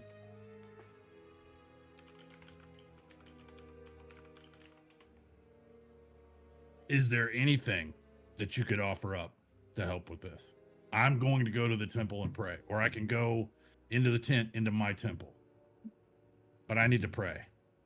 Before we even make steps in that way, let's get all of what we've learned today together and try to formulate some sort of plan. That way it's not all your way or or no way. All right? Well, So Eketh dies no matter what, so... We already know that. Eketh is dying either by you. Hands down. You have hands on Eketh. Dibs. Whatever. No. Fuck. Okay. Not just a bookie now, is he, fucker? Fuck. Okay, so like remember when we like went in and then I like started reading people's thoughts? No, I didn't know you did that. No? Okay, cool. That's how I was telling you about Aloy. Oh, yeah. Yeah. So then I got to Vilrus and I took damage. And I was more concerned about that fucking owl on the roof because all he wanted you to do is move and he will murder you in cold blood. You could have tried. What did you do, Kenji? I need you to stop fucking blaming me and look at yourself for going in there to figure this out. That person who inflicted psychic damage on me also figured out that there was a third sentient being there. Sparkling. And who do you imagine has him now? Has Varnax, him? What did you do? Is exactly the question that I should be asking you and us going in there. I walked in to get information. And they walked out with Sparkling. Because he sure as fuck isn't here. How the fuck could they do that? You're so concerned with them being beneath us. You tell me. Because I don't have him anymore. I don't feel him here. And that person was doing exactly what I was doing. Couldn't tell where I was, but also took that third one. If you were detecting thoughts, could you just take someone? I don't think that was the spell that he used. He only used it to figure out what like that there was a third one there. Okay. And potentially Okay. communicate with them. We know that's there. We know that's been taken. Okay. That is a priority. Yes. Let's get to that in just a moment. Cassandra, I will ask you for your help in this because I think you might actually be your skill set might be very valuable in helping us find this sparkling and figuring out how to get him back. But first, let's relay everything that we learned today. Okay, you made a deal, No or deal at made. least you're working on making a deal. You found out information like that. Good. Lisbeth, myself, and Killian went over to the Great Trader Union. We met with an old trading partner of mine that we found out a little more about Zorka, how she has a lot of connections between different assassins, murderers, people who are into very shady criminal organizations. We knew that. And that she's very trusted within the family. In fact, she might even she's next in line to become the boss of the Trebane family as a whole. We've also heard that because it's going to be very difficult to get into contact with Zorka, because of how high up she is, that it would be easier to try to reach out someone who she gets in contact with frequently and trusts, to then maybe seek an audience with Zorka. And that would be a Leonin named Tior. He frequently visits Speakeasy, which is a watering hole area in town. But if we are to go to the Trebanes, we can't go there offering something off the bat. We have to request and see what they want in return. They are a lowball kind of family, so we have to make sure they are a person that likes to negotiate a lot, and they'll take what they can.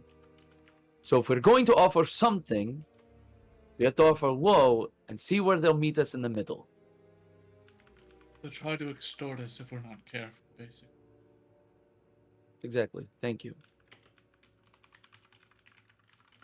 So we can reach out to the Trebanes to get help with taking on the Mordunes and taking on the Ivory Claw. We can do that. It might take a little. There might be a hoop or two that we have to jump through, but there's a pretty safe bet there. Aiden, Cassandra, what did you find out today? We might have been able to set up a meeting with Zorka as well directly, but we just have to wait and see. They'll find us here and let us know, but I think we'll have to be really careful with lowballing. We need to find a way for them to help us immediately. We don't have time to do something they need first. Agreed. Which means we'll probably have to offer more to pay back.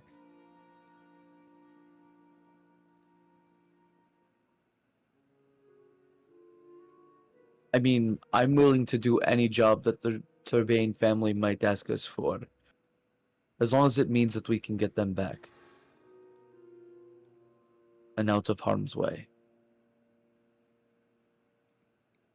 You would take somebody else's kids from them if they wanted you to steal somebody else's? As knowing what that pain is, it would be difficult. But the father's love knows no bounds and would do anything to protect their own. I can't remember having a father.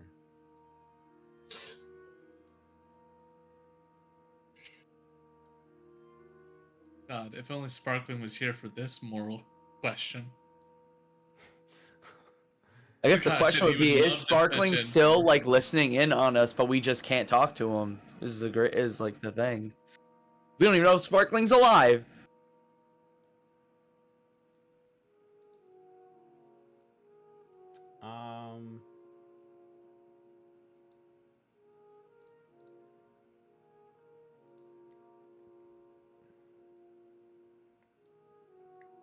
How far away from the spot where Varnex went, or where we went, are we? Right Across the now, road, right? an indeterminate amount of space. Truly incredible. Could I use some key points to extend reach to try and see if I can talk to Sparkling? We're in the tent, so we're. Yeah, that's Oh, what I mean fuck. by indeterminate. Is you're not in this on the same plane technically. You're in a pocket. Oh, sorry. If we were in the room, Sure. as opposed to the tent, how far away?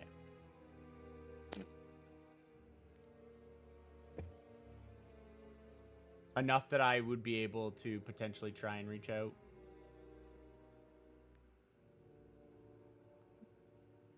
How far do you think? My telekinesis. I was more so wanting to. Oh, you're trying to reach out to the sparkling, assuming that the sparkling's psyche is across the plaza. Or like, yeah, like if I can boost my range with like my just focusing more by using some key. I know it's a more of like a Matt-esque request, but I didn't know if that would be something that I could like burn. You know what I mean? You know what I mean? Just burn. Like key is the essence of like focus and determination and like channeling that. So that's what I was trying to go for there.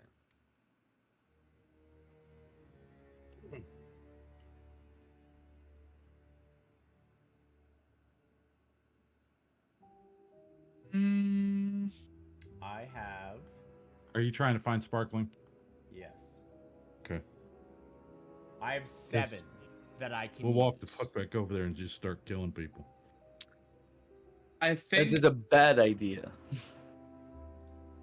for the sake of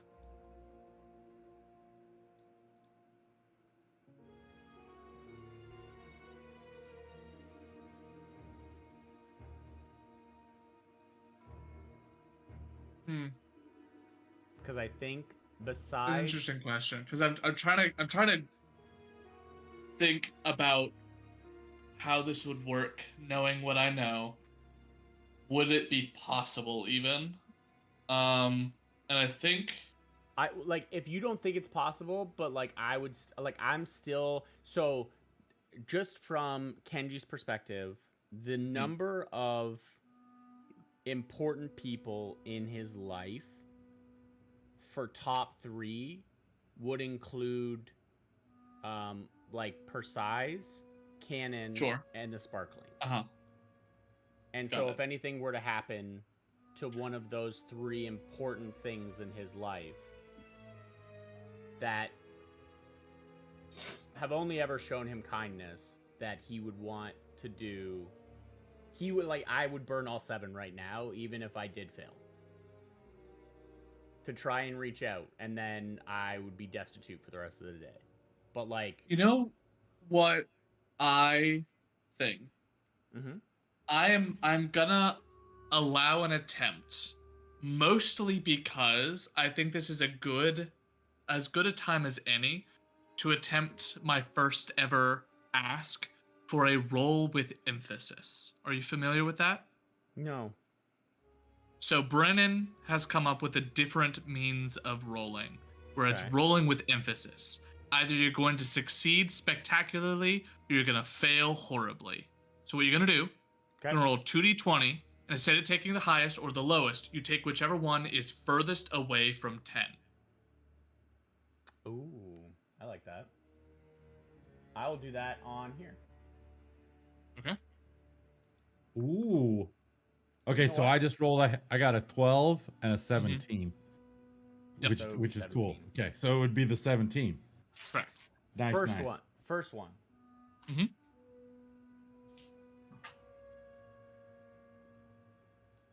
12. Second one. Where are you doing it at? It's on D&D Beyond. Cool one. One. So the one. The Yeah. one. The The one, one is is farthest. farthest. You Fail so bad. focus, and I'm only gonna ask you to burn one key because I don't want to bankrupt you for this. I'm taking 3. Sure. With emphasis. You step out of the tent and you push your mind and you feel with what, so I know your subclass is a mercy, right? Yeah.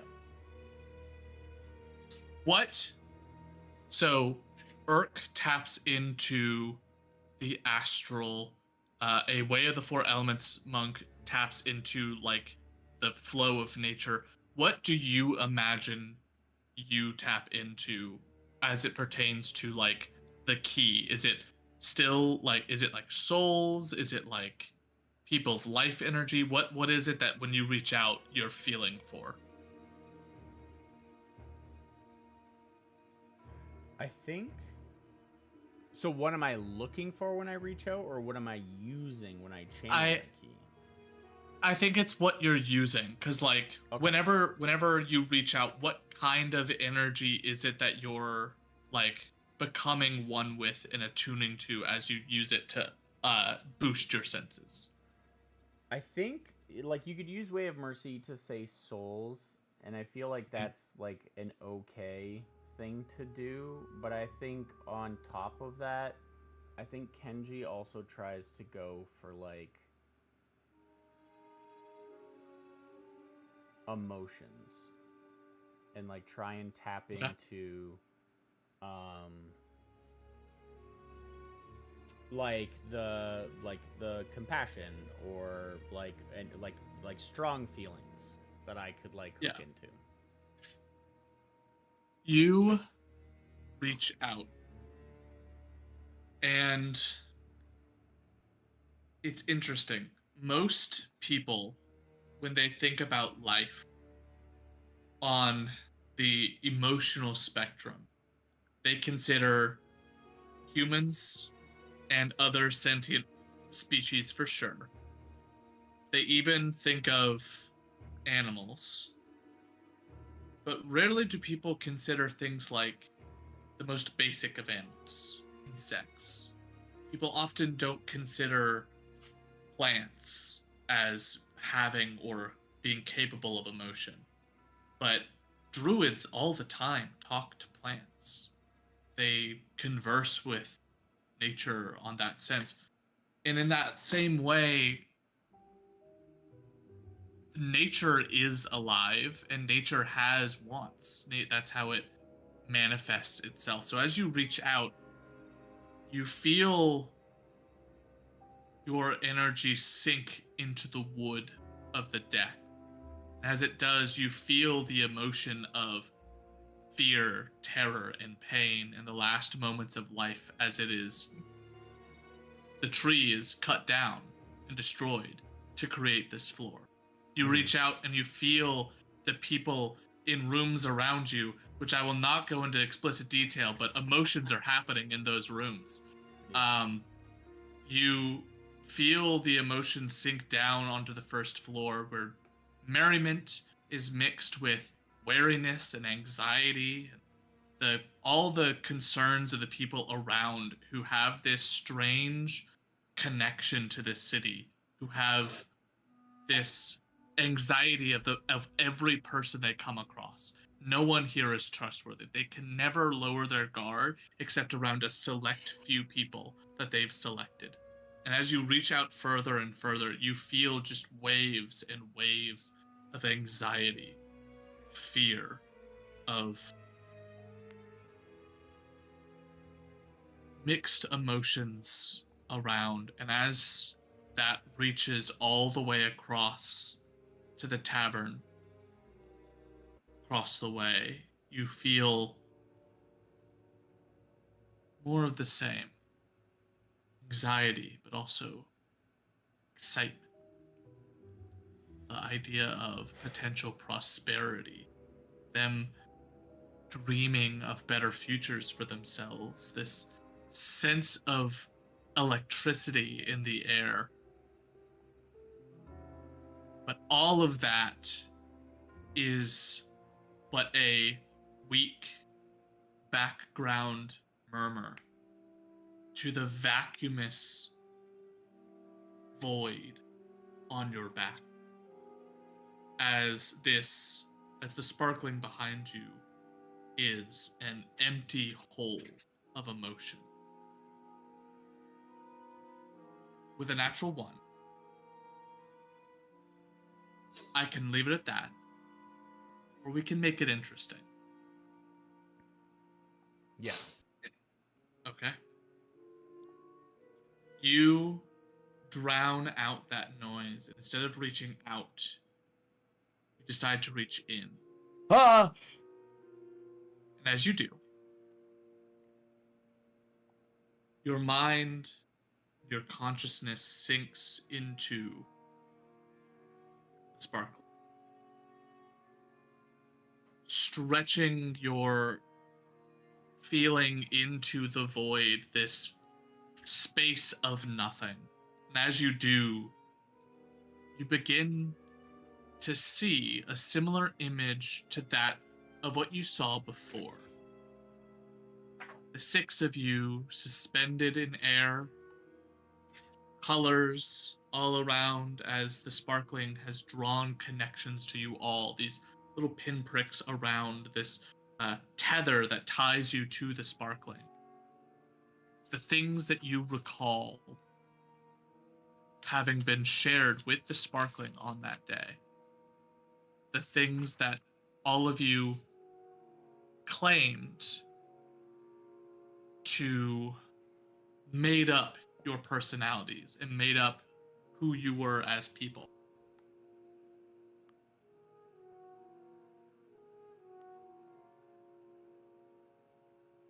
Hold as I find that.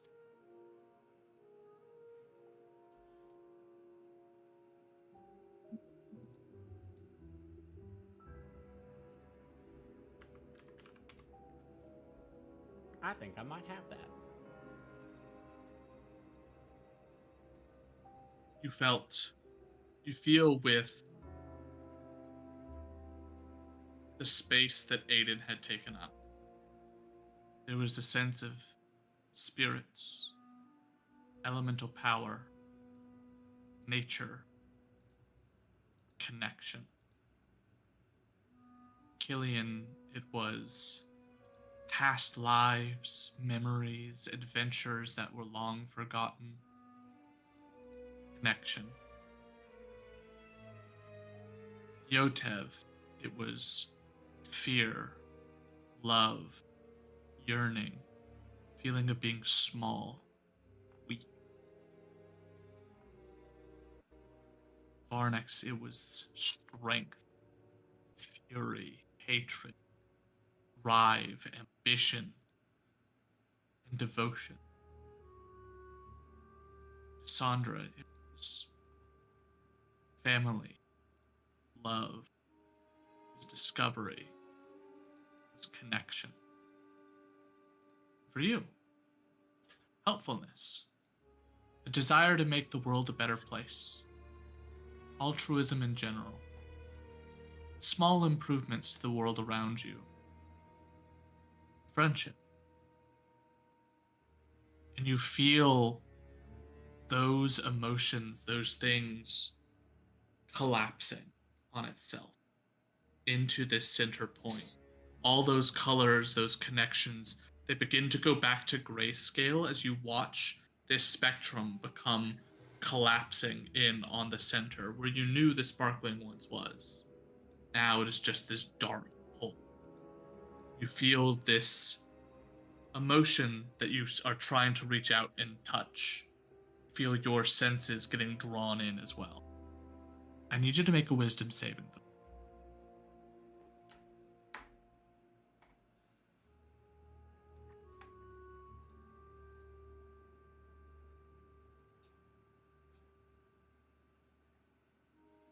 It was an 18. plus 5 18. for 23. I was gonna say, is Frank gonna die again? Caleb. I was almost debating on seeing what it would be like to fail this roll, but it's unfortunate. You can always choose to fail. Do it. No, we can't lose him again. in He the can't die intro- 4 times. I mean, No, you're good. yeah. Okay. Don't let me sway you too much. I mean, I was gonna You- say, in the interest of a natural 1 on failing with emphasis, I could roll with disadvantage, but that's fine. You pull yourself back out. You do not allow yourself to get drawn in any further. You don't know why or what this means, but there's some weird sense that you get from the sparkle itself. With a better Oh, sorry, emphasis it roll, glitched. Sorry, there was a glitch. You get. What about the sparkling? The last sentence that you said. You don't get a clear sense of what's happening with the sparkling itself. Right. Instead, perhaps if there was a better emphasis, something may have been able to be drawn, but with the natural 1, it is vast beyond your understanding. You're not sure what happened, why, or what it means, but something's changed. The natural 1, it's hard to tell what. You pull yourself back out. You're able to collect your essence back into your person. Center yourself.